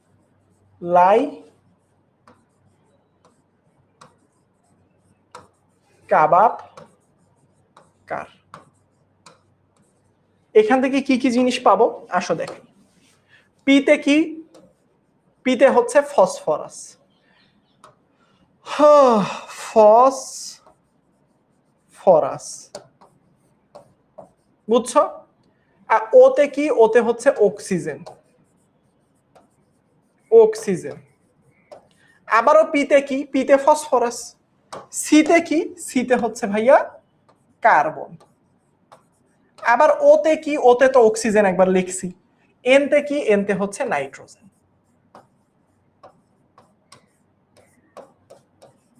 বুঝছো? তারপরে মোগলাই, মোগলাই, মোগলাই, এমজি, এমজিতে হচ্ছে মোগলাই।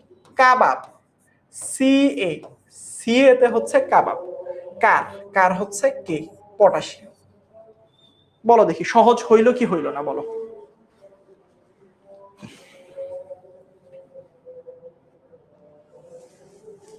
আজান দিচ্ছে, আমরা একটু চুপ থাকবো, আজানটা শেষ হোক।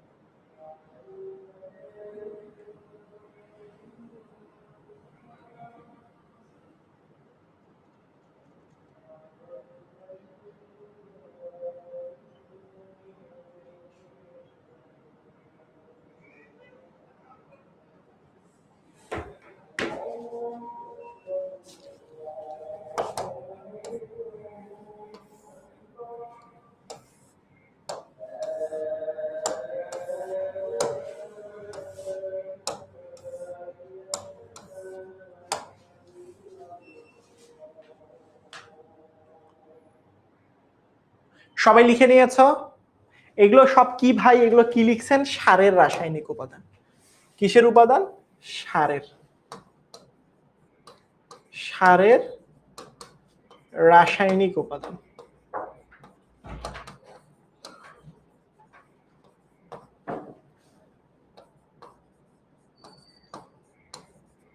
বুঝছো আমার কথা?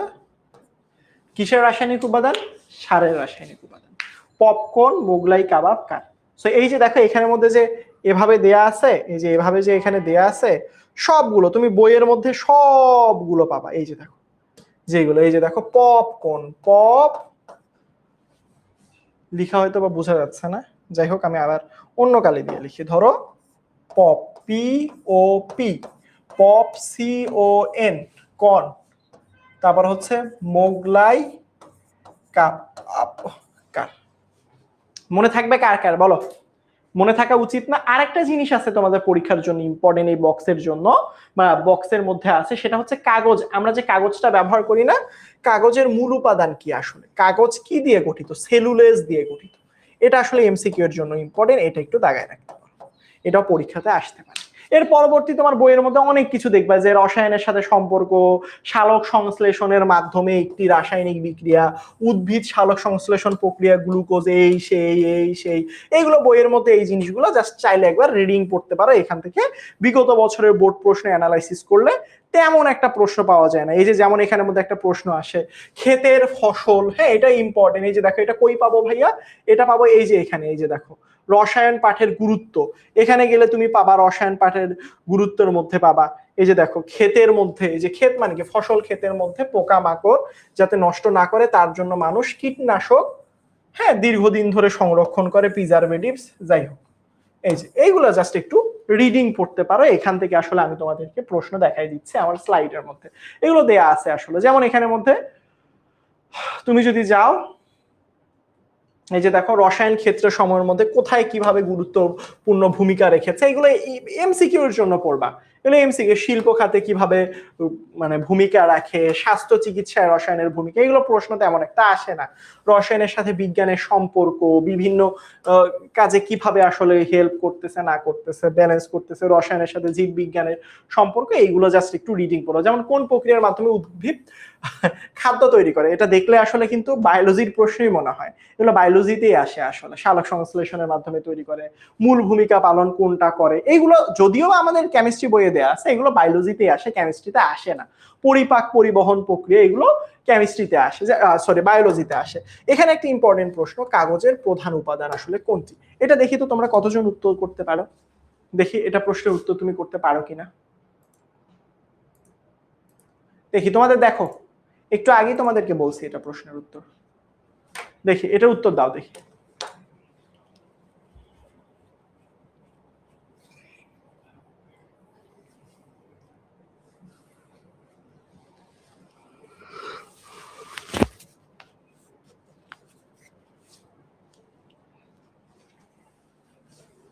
কাগজের প্রধান উপাদান কোনটি বলো দেখি, পোলে উত্তর দিও কেমন।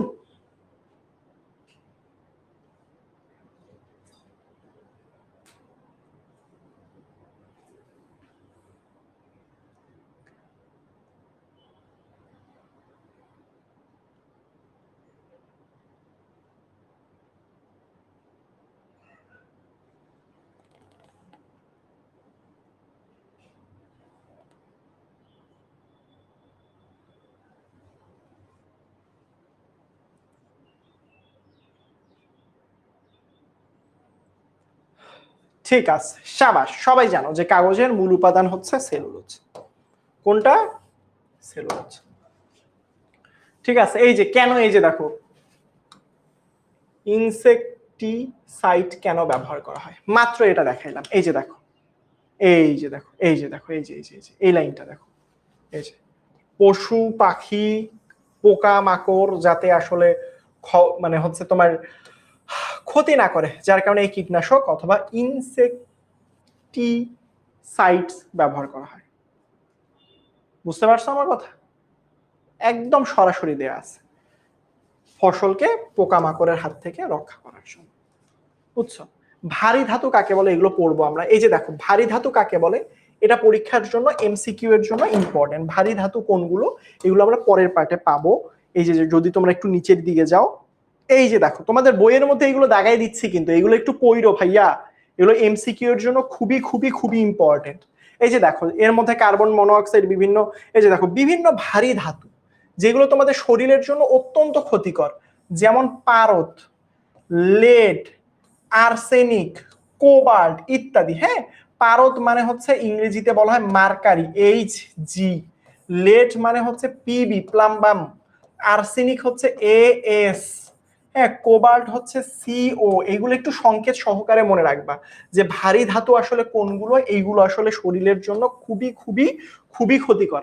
লিখে রাখছো সবাই, একটু লিখে রাখো, তোমাদের বইয়ের মধ্যেই কিন্তু দেয়া, তোমাদের বইয়ের মধ্যে কিন্তু দেয়া আছে, দেখো তো পেজটা খুঁজে পাইছো কিনা।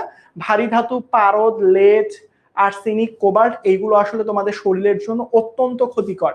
খুঁজে পাইছো কারা কারা বলো, বলো কোন কয়টার নাম দেয়া আছে? 4টা নাম দেয়া আছে, মার্কারি, লেড, আর্সেনিক, আর একটা হচ্ছে কোবাল্ট। নাম 4টা মনে থাকবে বলো দেখি, 4টা নাম কার কার মনে থাকবে বলো। এই 4টা নাম কিন্তু পড়বা ভাইয়া, পরীক্ষার জন্য কি পরিমাণ যে ইম্পর্টেন্ট।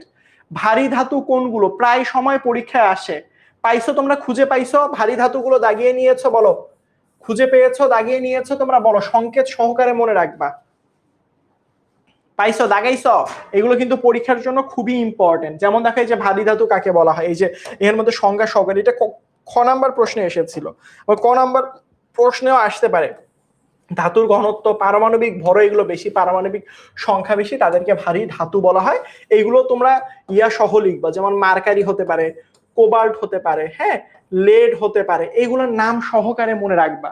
বুঝতে পেরেছো আমার কথা? এই যে যেগুলো দিলাম আসলে, হ্যাঁ, এগুলো সহকারে তোমরা একটু কষ্ট হলেও মনে রাখবা। আর একটা আছে, সেটা হচ্ছে এএস অথবা আর্সেনিক। এই 4টার নাম মুখস্থ, ঠুটস্থ, কণ্ঠস্থ করে ফেলবা, পরীক্ষার জন্য আসতে পারে। একজন বললো যে ভাইয়া কত নাম্বার পেজ, আল্লাহ তোমাদেরকে না পেজ নাম্বার আমি দেখাই দেই। এই যে দেখো তোমাদের বইয়ের 8 নাম্বার পেজে দেখো, এই যে 8 নাম্বার পেজে দেখবা রসায়নের গুরুত্ব, এটা নামে একটা পর্ব আছে। এই রসায়নের গুরুত্বতে গেলে এই যে দেখো 9 নাম্বার পেজের আগে 8 নাম্বার পেজের নিচের দিকে দেখো, এই যে নিচের দিকে, এই যে নিচের দিকে 8 নাম্বার পেজের নিচের দিকে এইগুলো আছে, একটু দাগায় রাখবা, পরীক্ষার জন্য খুবই ইম্পর্টেন্ট। পাবা, এগুলো পরীক্ষার জন্য আসবে, যেইগুলো আমি বলতেছি খুবই ইম্পর্টেন্ট, এগুলো কোনোভাবেই স্কিপ করা যাবে না। বুঝতে পেরেছো আমার কথা? সো আমরা রসায়নের ধাপসমূহ পড়বো নামাজের একটা বিরতির পর। আমরা এখন একটা নামাজের বিরতি দেব। পারদ হচ্ছে মার্কারি, Hg, আল্লাহ তোমাদেরকে এটা লিখে দিলাম। এই যে দেখো, এই যে পারদ, এই যে পারদ, পারদ হচ্ছে Hg অথবা মার্কারি। এই যে তারপরে দেখো লেড, লেড হচ্ছে Pb প্লাম্বাম, তারপর হচ্ছে arsenic As, arsenic, cobalt Cu না Co, কোবাল্ট, এগুলো সবগুলো লিখে দিয়েছি, এগুলো সংকেত সহকারে মনে রাখবা। বুঝছো? ঠিক আছে। সো চলো আমরা একটা এখন নামাজের বিরতিতে যাব, যাওয়ার পরে এই চ্যাপ্টারের বাকি যে পর্বগুলো রয়েছে সেইগুলো আমরা শেষ করে ফেলবো ইনশাল্লাহ। এখন 5টা 2 বেজে গিয়েছে, সো আমরা 5টা 12 পর্যন্ত বিরতি নিব। নামাজের বিরতির আসবা তো ইনশাল্লাহ?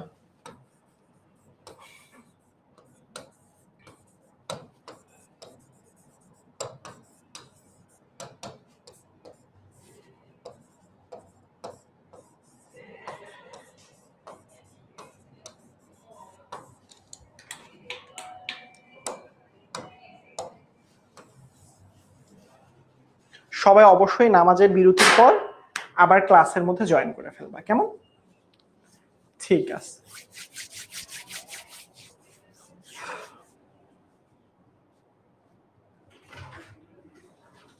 ঠিক আছে, আচ্ছা 14 পর্যন্ত। আর তোমরা সবাই বলতেছো আরেক মিনিট, আচ্ছা যাক 14 পর্যন্ত দিলাম। যাও 5টা 15, ঠিক 5টা বাজে 15 মিনিটে ফিরে আসবা ক্লাসে।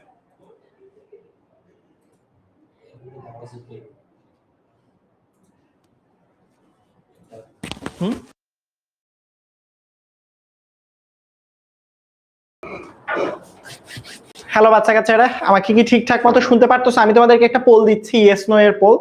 তো তোমরা একটু পোলের মাধ্যমে জানাবা, যদি আমার ভয়েস থেকে শুরু করে সবকিছু অল ক্লিয়ার থাকে তোমরা একটু কাইন্ডলি জানাবা অল ক্লিয়ার, সবকিছু ঠিকঠাক আছে। আর যদি মনে হয় না ভাইয়া সবকিছু ঠিকঠাক নাই, সেটাও একটু কাইন্ডলি আমাকে জানাবা, একটু আমাকে জানাও সবকিছু অল ক্লিয়ার কিনা, দেখা যাচ্ছে কিনা, ঠিকঠাক মতো বোঝা যাচ্ছে কিনা। ইয়েস নোর একটা পোল দিছি, একটু বলো।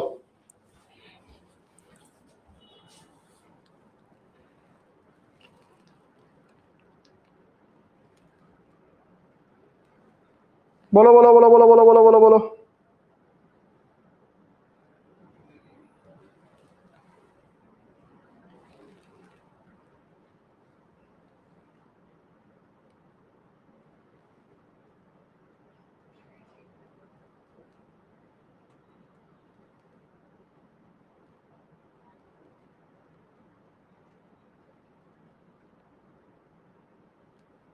সবকিছু অল ক্লিয়ার?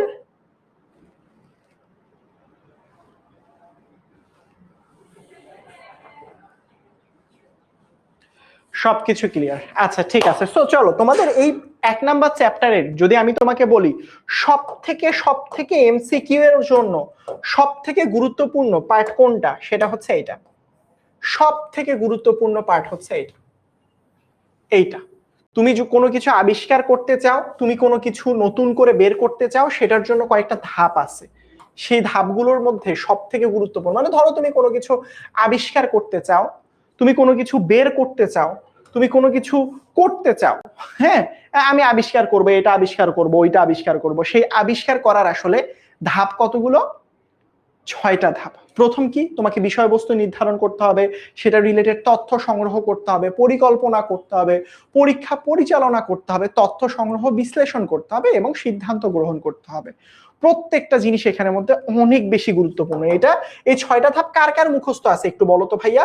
এই 6টা ধাপ মুখস্থ, ঠুটস্থ, কণ্ঠস্থ করবা, এমসিকিউতে আসবে। প্রথম ধাপ কোনটি?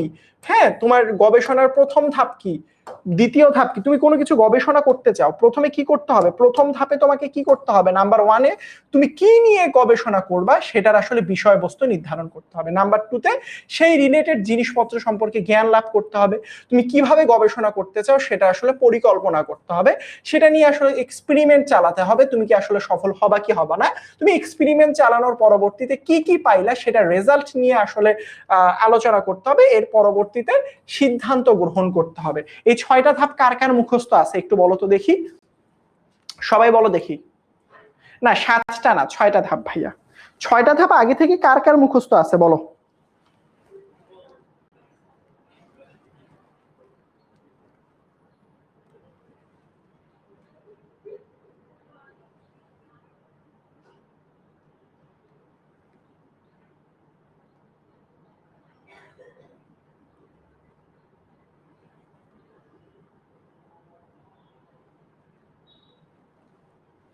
কার কার মনে আছে বলো।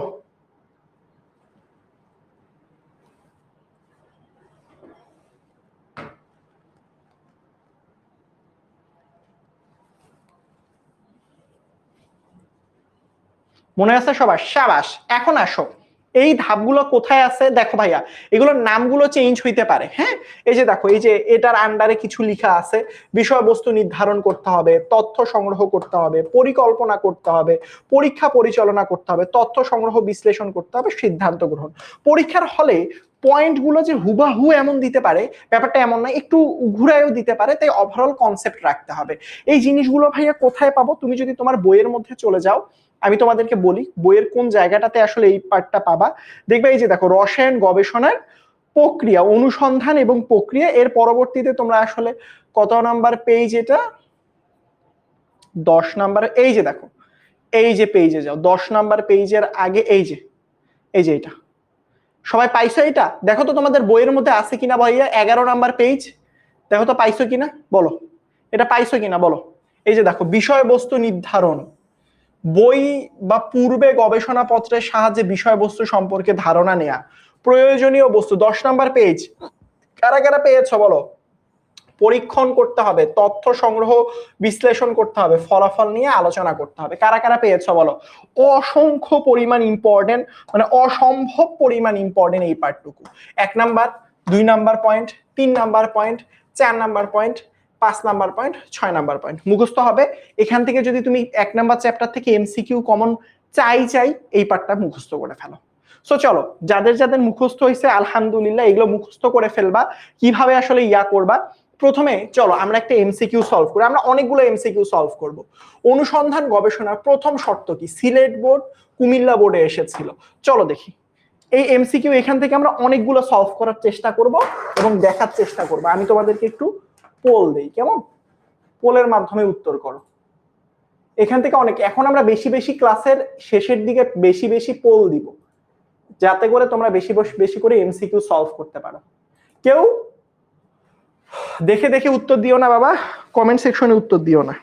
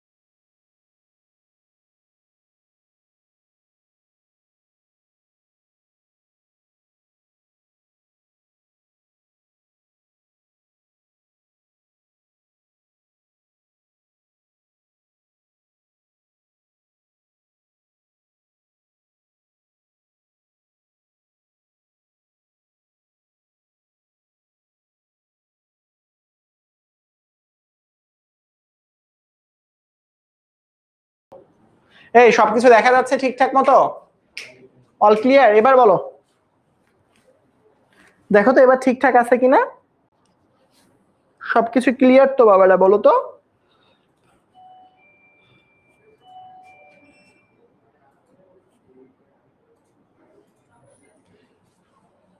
নেটওয়ার্ক তো আসলো, তবু কেন পার্পল ইয়েস নো দিয়ে? হ্যালো হ্যালো হ্যালো বাচ্চা কাচ্চারা, দেখো তো পার্পল স্ক্রিন থেকে কি ফারদিন ভাইয়াকে দেখা যাচ্ছে এখন? আরে অল ক্লিয়ার, ইয়েস ইয়েস দেখা যাচ্ছে। এটার উত্তর দাও দেখি, গবেষণার দ্বিতীয় ধাপ কোনটি আসলে? প্রথম ধাপ তো আমরা বুঝলাম যে আমার টপিকটা ফিক্স করতে হবে। দ্বিতীয় ধাপ কাজের পরিকল্পনা, তথ্য উপাত্ত বিশ্লেষণ, বিষয় সম্পর্কে সাম্যক জ্ঞান, পরীক্ষণ এবং তথ্য উপাত্ত সংগ্রহ। মাঝখানে অনেকগুলো সময় চলে গিয়েছে, কুইজ দিব না এখন। আমরা এখন যে কাজটা করব, আমরা সরাসরি এমসিকিউ গুলো সলভ করব, দেখবো এমসিকিউ গুলো সলভ করবো ইনশাল্লাহ। বলো, দেখা যাচ্ছে, শোনা যাচ্ছে? All clear? সবকিছু কি অল ক্লিয়ার? বলো আমাকে।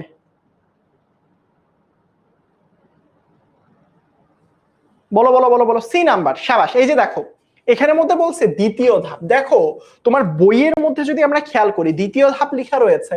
বই কি লেখা আছে ভাইয়া? দ্বিতীয় ধাপে লেখা আছে বই বা পূর্বের গবেষণাপত্রের সাহায্যে বিষয়বস্তু সম্পর্কে কিছু ধারণা নেয়া।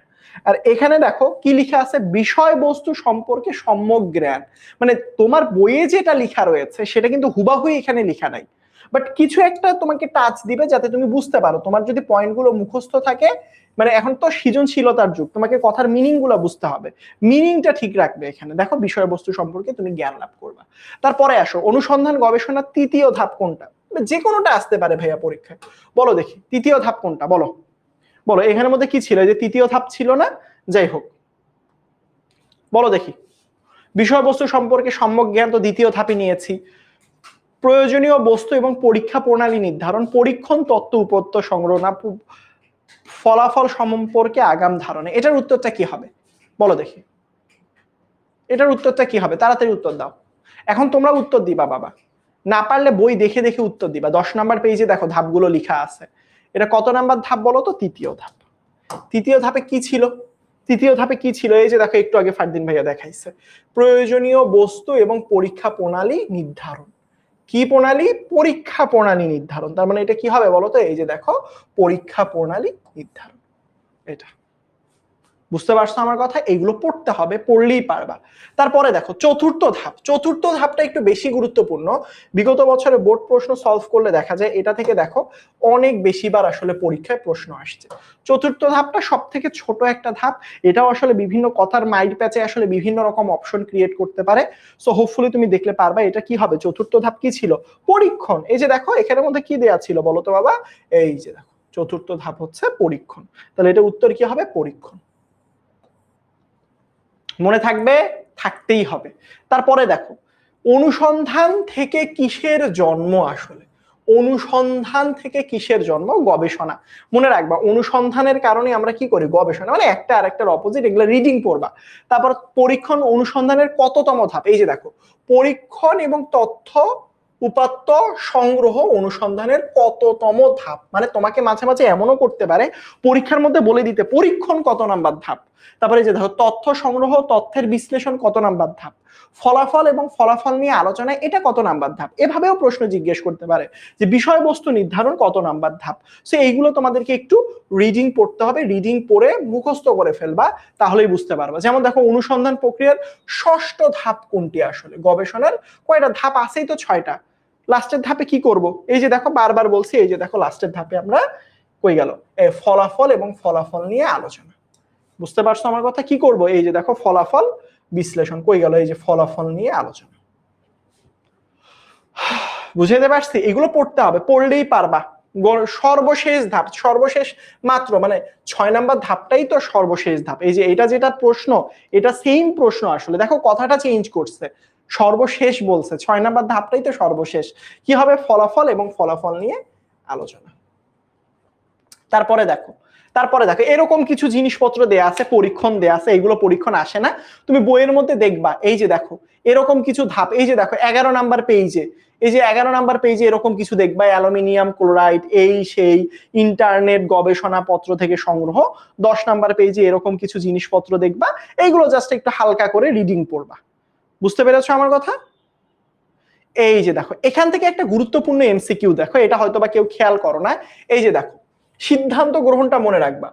পানিতে অ্যামোনিয়াম ক্লোরাইড দ্রবীভূত করলে দ্রবণের তাপমাত্রা হ্রাস পায়, তাই এখানে অ্যামোনিয়াম ক্লোরাইড পানি থেকে তাপ শোষণ করে দ্রবীভূত হচ্ছে, তাই ফলাফল অ্যামোনিয়াম ক্লোরাইড পানিতে দ্রবীভূত করলে তাপ শোষিত হয়। বুঝাইতে পারছো? কোনটা পানিতে দ্রবীভূত করার কারণে তাপ শোষিত হয়? Ammonium chloride. এইটা একটু মনে রাখবা, দাগাইছো সবাই? বলো, এটা একটু মনে রাখবা। অ্যামোনিয়াম ক্লোরাইডের ধর্ম হচ্ছে তাপহারী ধর্ম, সে পরিবেশ থেকে তাপ শোষণ করে নিতে চায়। তো যখন তুমি এই অ্যামোনিয়াম ক্লোরাইডটাকে পানির মধ্যে ঢেলে দিবা, সে পানি থেকে তার শরীরের মধ্যে তাপ শোষণ করে নিবে, পানিটাকে ঠান্ডা করে ফেলবে। পরীক্ষায় আসতে পারে। বলো তো দেখি এটা দাগাইছো কিনা। এই যে দেখো গবেষণার যে ধাপগুলো, এর মধ্যে উপরের দিকের মধ্যে দেখো পানিতে অ্যামোনিয়াম ক্লোরাইড দ্রবীভূত করলে দ্রবণের তাপমাত্রা হ্রাস পাচ্ছে। দাগাইছো? বলো অ্যামোনিয়াম ক্লোরাইড আসলে কি হবে বলো তো? সে আসলে তাপ শোষণ করে। এটা পরীক্ষাতে এমসিকিউতে আসে। এই যে দেখো এই বিক্রিয়াটা আসলে তাপ শোষণকারী প্রক্রিয়া, বুঝছো? এগুলো ইয়া লাগবে না। এই যে একটা প্রশ্ন দেখো, অ্যামোনিয়াম ক্লোরাইড পানিতে মিশালে দ্রবণের তাপমাত্রা কি হবে? দেখি তো একটু দেখি এই এমসিকিউটা কতজন বুঝলো। এটা কিন্তু পোল দিচ্ছে এই কারণেই যাতে তোমাদের মনে থাকে, এটাতে কেউ পাত্তা দেয় না, বুঝছো? এটা পরীক্ষায় চলে আসতে পারে।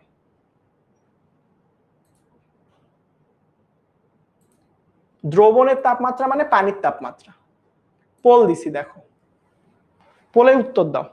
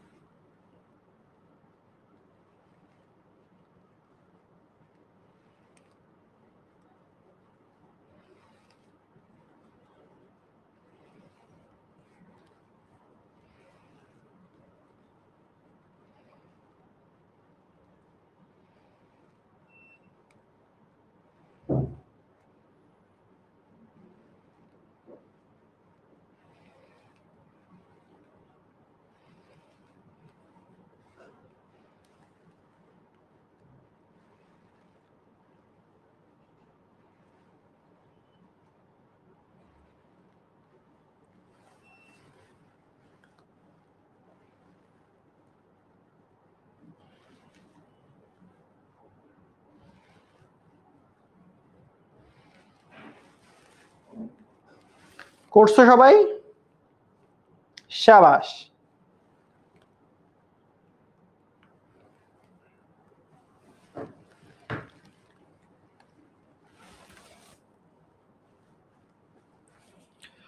ঠিক আছে, এটা কি হবে বলতো? কমে যাবে। শাবাশ। এই যে এখনো কুইজ দিয়ে শেষ করে 85%।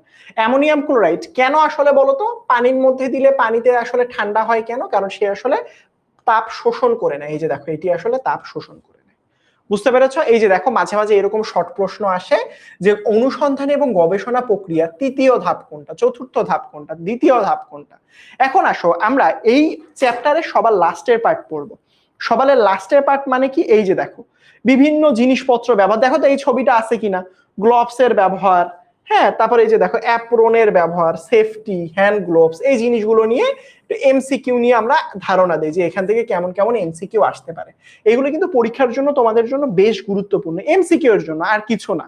বুঝতে পারছো আমার কথা? সো তোমরা যদি না এখনো পাও, এটা কোথায় আছে ভাইয়া? তোমাদের বোর্ড বইটাতে যদি যাও, বোর্ড বইয়ের 12 নাম্বার পেজে দেখবে, এই যে দেখো রাসায়নিক পরীক্ষাগার ব্যবহারে পরীক্ষার ব্যবহৃত বিভিন্ন রাসায়নিক দ্রব্য ব্যবহারে সতর্কতা, এই সতর্কতাটা খুঁজে পাবা এবং সতর্কতার নিচের দিকে দেখবে। এই যে দেখো, এই যে দেখো এখানের মধ্যে সতর্কতা, এটা ব্যবহার করলে এটা হবে, এটা ব্যবহার করলে, আমি একদম কম্প্যাক্ট জিনিসগুলো দেই কখন কোন জিনিসগুলো ব্যবহার করতে হয়। প্রথমত অ্যাপ্রন। অ্যাপ্রন কোন জিনিসকে বলা হয় জানো?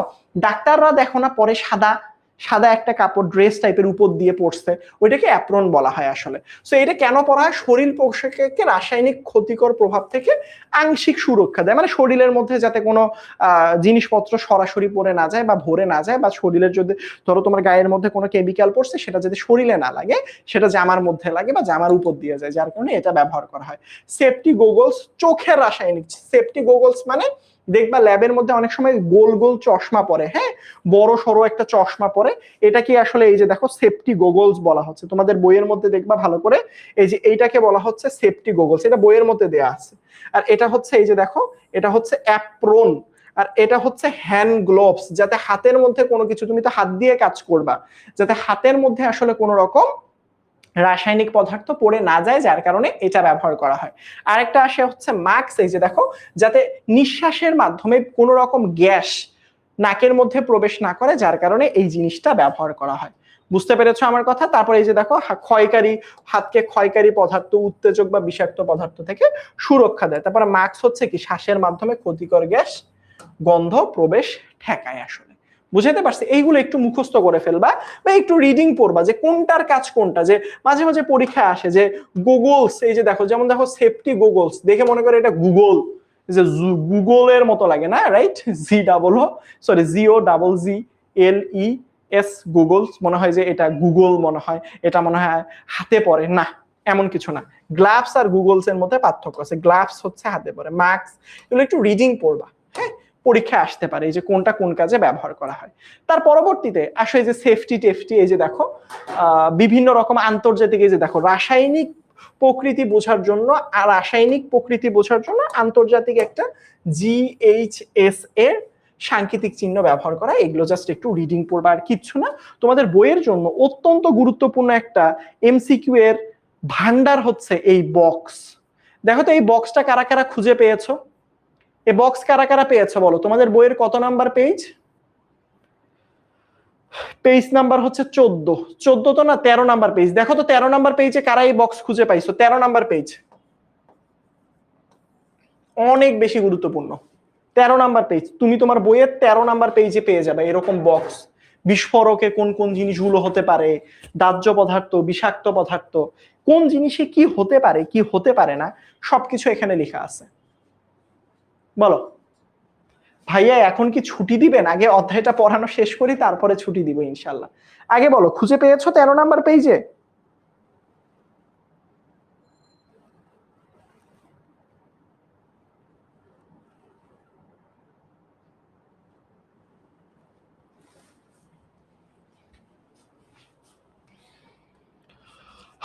দেখো ভালো করে খেয়াল করো, বিস্ফোরক পদার্থ যেমন দেখো বিস্ফোরক পদার্থ, এই যে দেখো TNT, জৈব। TNTর ফুল মিনিং কি জানো? ট্রাই নাইট্রোটলুইন। এগুলো HSC তে পড়বা, মুখস্থ করে ফেলবা। বিস্ফোরক পদার্থ কোনগুলো? TNT, জৈব পারঅক্সাইড, নাইট্রোগ্লিসারিন। তোমার বোর্ড বইয়ে দেখো, ভালো করে খেয়াল করো ভাইয়া, তোমার বোর্ড বইয়ে দেখো, ভালো করে খেয়াল করো। এই জায়গার মধ্যে নিচের দিকে দেয়া আছে যেগুলো ইম্পর্টেন্ট, এই যে দেখো নিচের দিকে TNT, বক্সের একটু নিচের দিকে দেখো জৈব পারঅক্সাইড, নাইট্রোগ্লিসারিন ইত্যাদি বিস্ফোরক পদার্থ হিসেবে কাজ করে। কোনগুলো? এই যে দেখো। এবং এটার চিত্র, ছবিটা বিস্ফোরক পদার্থ এমন, এটাও ইম্পর্টেন্ট। আমি সব তোমাদেরকে দাগাই দিচ্ছি ভাইয়া, বইয়ের আনাচে কোনাচে যেখান থেকে আসতে পারে, যেভাবে আসতে পারে সব কিছু দেখো।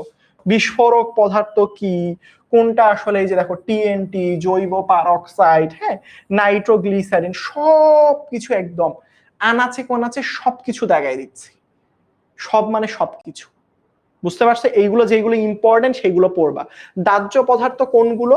অ্যালকোহল এবং ইথার দাহ্য পদার্থ হিসেবে কাজ করে, এগুলো আসলে সহজে জ্বলে যাইতে পারে। বিষাক্ত পদার্থ বেনজিন, মিথানল, ক্লোরোবেনজিন, নাম মুখস্থ করে ফেলবা এগুলো। এই যে দেখো বিস্ফোরক পদার্থের পরে দেখো দাহ্য পদার্থ। দাহ্য পদার্থ দেখতে কেমন হয়, এই যে এই ছবিটাও মনে রাখবা, এবং সাথে সাথে কোনগুলো দাহ্য পদার্থ এইগুলোও মনে রাখবা। যেগুলো দাগাই দিচ্ছি ভালো করে মুখস্থ করে ফেলবা, মুখস্থ না থাকলে আজকেই মুখস্থ করে ফেলবা। বুঝাতে পারছি? এত তাড়াতাড়ি ছুটি কেন? ছুটি তো 6টার সময় হওয়ার কথা না? আচ্ছা আরো 5 মিনিট পরে ছুটি দিব। তারপরে দেখো বিষাক্ত পদার্থ কোনগুলো আসলে, এই যে দেখো বিষাক্ত পদার্থ হচ্ছে বেনজিন, ক্লোরোবেনজিন, মিথানল, এইগুলো আসলে বিষাক্ত পদার্থ, এগুলো পড়তে হবে। বিষাক্ত পদার্থের মধ্যে এই যে দেখো কঙ্কালের মতো করে একটা চিত্র দেয়া আছে, রাইট? কঙ্কালের মতো করে একটা চিত্র দেয়া আছে, এই চিত্রগুলো একটু পড়তে হবে। বুঝতে পারছো আমার কথা? এই যে বিষাক্ত পদার্থ কোনগুলো, কিভাবে, তারপর উত্তেজক পদার্থ কোনগুলো, সিমেন্ট, ডাস্ট, লঘু অ্যাসিড, ক্ষার, হ্যাঁ, স্বাস্থ্য ঝুঁকিপূর্ণ বেনজিন, টলুইন, জাইলিন, এগুলো সবগুলো পড়তে হবে ভাইয়া। পরিবেশের জন্য ক্ষতিকারক কোনগুলো? লেড, মার্কারি, এগুলো কিন্তু ভারী ধাতু। লেড হচ্ছে প্লাম্বাম PB, আর হচ্ছে মার্কারি হচ্ছে HG মার্কারি। বুঝতে পারছো? ক্ষয়কারী পদার্থ কোনগুলো, এগুলো সব পড়তে হবে ভাইয়া। টিচার যেখান থেকে ইচ্ছা প্রশ্ন করতে পারে। তুমি এই যে দেখো আমি সবগুলো দাগাই দিছি, দেখবা এই যে দেখো উত্তেজক পদার্থ, এই যে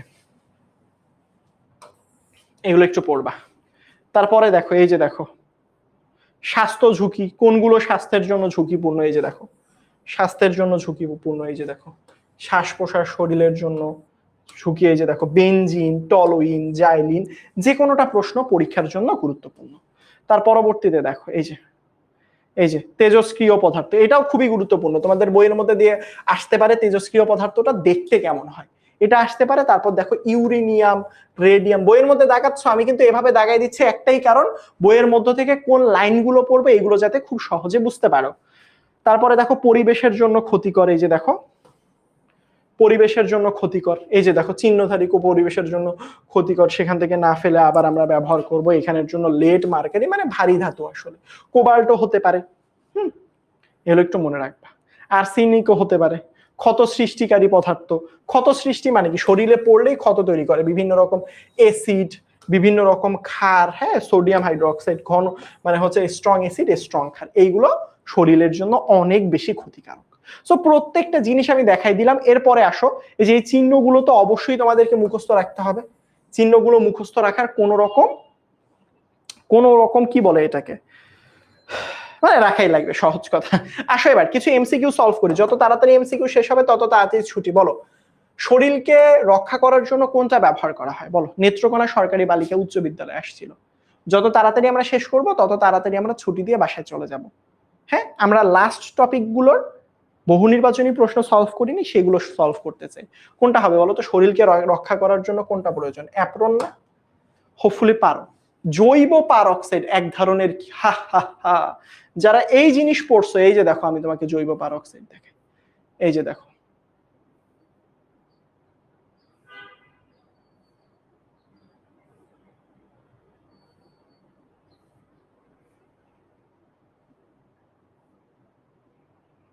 এই যে দেখো প্রথমটাতেই আছে, এই যে দেখো বিস্ফোরক পদার্থ, এই যে দেখো বিস্ফোরক পদার্থের আন্ডারে এই যে দেখো টিএনটি, এই যে জৈব পারক্সাইড, দেখছো? এগুলো মুখস্থ রাখতে হবে। মুখস্থ রাখলে পারবা, না রাখলে পারবা না। তাহলে এটা কি হবে? বিস্ফোরক পদার্থ। বিস্ফোরক, ও মা, এখানে বিষাক্ত কেন? এটা তো বিস্ফোরক। হ্যাঁ, এটা কি হবে? বিষাক্ত না, বিস্ফোরক। বি দেখে করছে, বিস্ফোরক পদার্থ একটু আগে পড়লাম। হ্যাঁ, বিস্ফোরক পদার্থ আবারও দেখছো কোনটা বিস্ফোরক পদার্থ, কতবার আসতেছে, কতবার বোর্ড পরীক্ষায় আসছে, দেখো বিস্ফোরক পদার্থ হচ্ছে জৈব পারক্সাইড। পড়তে হবে, পড়লেই জানবা, তাছাড়া জানবা না। কোনটা বিস্ফোরক পদার্থ, দেখছো ঘুরে ফিরে এক প্রশ্ন কত হাজার বার আসছে, কত হাজার কত শতবার এসেছে। দাহ্য পদার্থ কোনটা? সহজে এই যে ইথার, ইথার হচ্ছে দাহ্য পদার্থ। তার পরবর্তীতে কি কোনটা দাহ্য পদার্থ? অ্যালকোহল এবং ইথার, এই দুইটা হচ্ছে দাহ্য পদার্থ। তারপরে দেখো শ্বাসকষ্টের জন্য দায়ী হচ্ছে ক্লোরিন, নাইট্রোজেনও শ্বাসকষ্টের জন্য দায়ী হয়। নিচের কোনটা বিষাক্ত পদার্থ? মিথানল। এগুলো সব পড়তে হবে। উত্তেজক পদার্থ কোনটা? হ্যাঁ, পারবা কিনা বলো। বিকালাঙ্গ করে দিতে পারে। এই যে বিকালাঙ্গ মানে কি? তেজস্ক্রিয় পদার্থ মানুষকে বিকালাঙ্গ করে দিতে পারে। রেডিয়াম, রেডিয়াম একটা তেজস্ক্রিয় পদার্থ। ইউরেনিয়াম এবং রেডিয়াম, এই দুইটা মনে রাখো। এটা হচ্ছে রেডিয়াম, এটা হচ্ছে ইউরেনিয়াম। আচ্ছা, সাংকেতিক চিহ্ন ব্যবহার করে বৃত্তের উপরে কোনটা কিরকম হতে পারে? সবকিছু। যে বিস্ফোরক পদার্থ কাকে বলে, শর্ট প্রশ্নে আসতে পারে। দাহ্য পদার্থ কাকে বলে? এই যে সিকিউ গুলো, এগুলো তোমরা বাসায় ট্রাই করবা। বুঝতে পেরেছো আমার কথা? এইগুলো বাসাতে ট্রাই করবা। বিভিন্ন রকম প্রশ্ন আমাদের দেয়া আছে এখানের মধ্যে, আরো এমসিকিউ পাবা। এই যে দেখো দাহ্য পদার্থ, অনেক কিছু দেয়া আছে, এগুলো অনেক কিছু দেয়া আছে, এগুলো স্লাইডের মধ্যে সব পেয়ে যাবা। বুঝছো? বাসার মধ্যে অবশ্যই স্লাইডটা নেওয়ার পরবর্তীতে কেমন টাইপের সিকিউ আসতে পারে, কিভাবে উত্তর করব, সবকিছু স্লাইডের মধ্যে পেয়ে যাবা। কাজ হচ্ছে স্লাইডটা অ্যাপের মধ্যে পেয়ে যাবা। অ্যাপের মধ্যে পাওয়ার পরবর্তীতে তুমি সেটা ডাউনলোড করে নিয়ে পিডিএফ আকারে সুন্দর মতো আল্লাহর নামে দেখবা যে ফারদিন ভাই কোন কোন সিকিউ দিল। এগুলোই যে সলভ করতে হবে এমনটা না। তুমি চাইলে বিগত বছরের বোর্ড প্রশ্নগুলো তোমার গাইড বা টেস্ট পেপার থেকে সলভ করতে পারো। অবশ্যই আজকের ক্লাসটা শেষ করার পর তুমি অবশ্যই বইটা পড়বা, বেসিকটা পড়বা, পড়ার পর অবশ্যই গাইড বা টেস্ট পেপারে বিগত বছরের বোর্ডে আসা প্রশ্ন সলভ করবা। যদি না করো তাহলে কিন্তু মুশকিল। জৈব পারক্সাইড হচ্ছে, এটা এইচএসসি তে পড়বা। এই যে এটা হচ্ছে, এটাকে জৈব পারক্সাইড বলা হয়। হ্যাঁ, এটা এইচএসসি তে শিখবা ইনশাআল্লাহ, এটাকে জৈব পারক্সাইড বলা হয়। সো একটা জিনিস সেটা হচ্ছে, বলো ওভারঅল ক্লাসটা। হ্যাঁ, এই অধ্যায় থেকে যেহেতু তেমন কোনো কখনো সিকিউ আসে না, তাই আমি সিকিউ সলভ করাই নেই। এমসিকিউ আসে, তাই এমসিকিউ এর দিকে ফোকাস করছি। এখন বলো ওভারঅল কেমন লাগছে বলো। এখন স্লাইড পেয়ে যাবা। স্লাইড কই পাবা? অ্যাপে পেয়ে যাবা। হ্যাঁ, এখন তোমাদের ক্লাসটা ওভারঅল কেমন লেগেছে? তোমাদের বুঝাতে পারছি কিনা, আমি সর্বোচ্চটা দিয়ে চেষ্টা করেছি। এটা একটা থিওরিটিক্যাল চ্যাপ্টার ছিল, মানে থিওরি মানে পড়ানোর কিছু নাই, ওই রকম রিডিং পড়ানোর জায়গা। তোমরা জানো এখানের মধ্যে বুঝার তেমন না, এখান থেকে এমসিকিউ আসে। কোন জায়গা থেকে এমসিকিউ আসে তোমাদেরকে এই যে বই যে দেখাই দিলাম, বইয়ের লাইনগুলো পর্যন্ত তোমাদেরকে দাগাই দিলাম, এই জিনিসগুলো কি হেল্পফুল ছিল? যদি না হয় তাহলে আমি নেক্সট ক্লাস থেকে শুধুমাত্র স্লাইডে পড়াবো, বইয়ের পেজ দেখাবো না। সো তোমরা সবকিছু জানাবা না, এই চ্যাপ্টার থেকে সিকিউ তেমন একটা আসে না, আসলে এখান থেকে এমসিকিউ আসে। সো জানাবা যে ক্লাস শেষে যে ওভারঅল তোমাদের অভিজ্ঞতাটা কেমন ছিল। বইয়ের মধ্যে দাগিয়ে দিয়েছি, বহুত এমসিকিউ সলভ করাইছি। সিকিউ কেন সলভ করাইনি? কেন সিকিউ সলভ করাইনি বলো তো? কারণ একটাই, কারণ হচ্ছে ভাইয়া এই চ্যাপ্টার থেকে সিকিউ তেমন আসে না, তোমরা দেখলেই পারবা। রিডিং পড়বা, বলো কৃষি ক্ষেত্রে কেন এটা ব্যবহার করা হয়, বুঝছো? সো সবাই অবশ্যই অবশ্যই তোমাদের যে এসএসসি 27 সুপার স্টুডেন্ট গ্রুপটা যেটা আছে সেখানের মধ্যে তোমাদের এক্সপিরিয়েন্সটা শেয়ার করতে ভুলো না, কেমন? সবার সাথে দেখা হবে ইনশাআল্লাহ। সবাই ভালো থাকবা। আসসালামু আলাইকুম, আল্লাহ হাফেজ।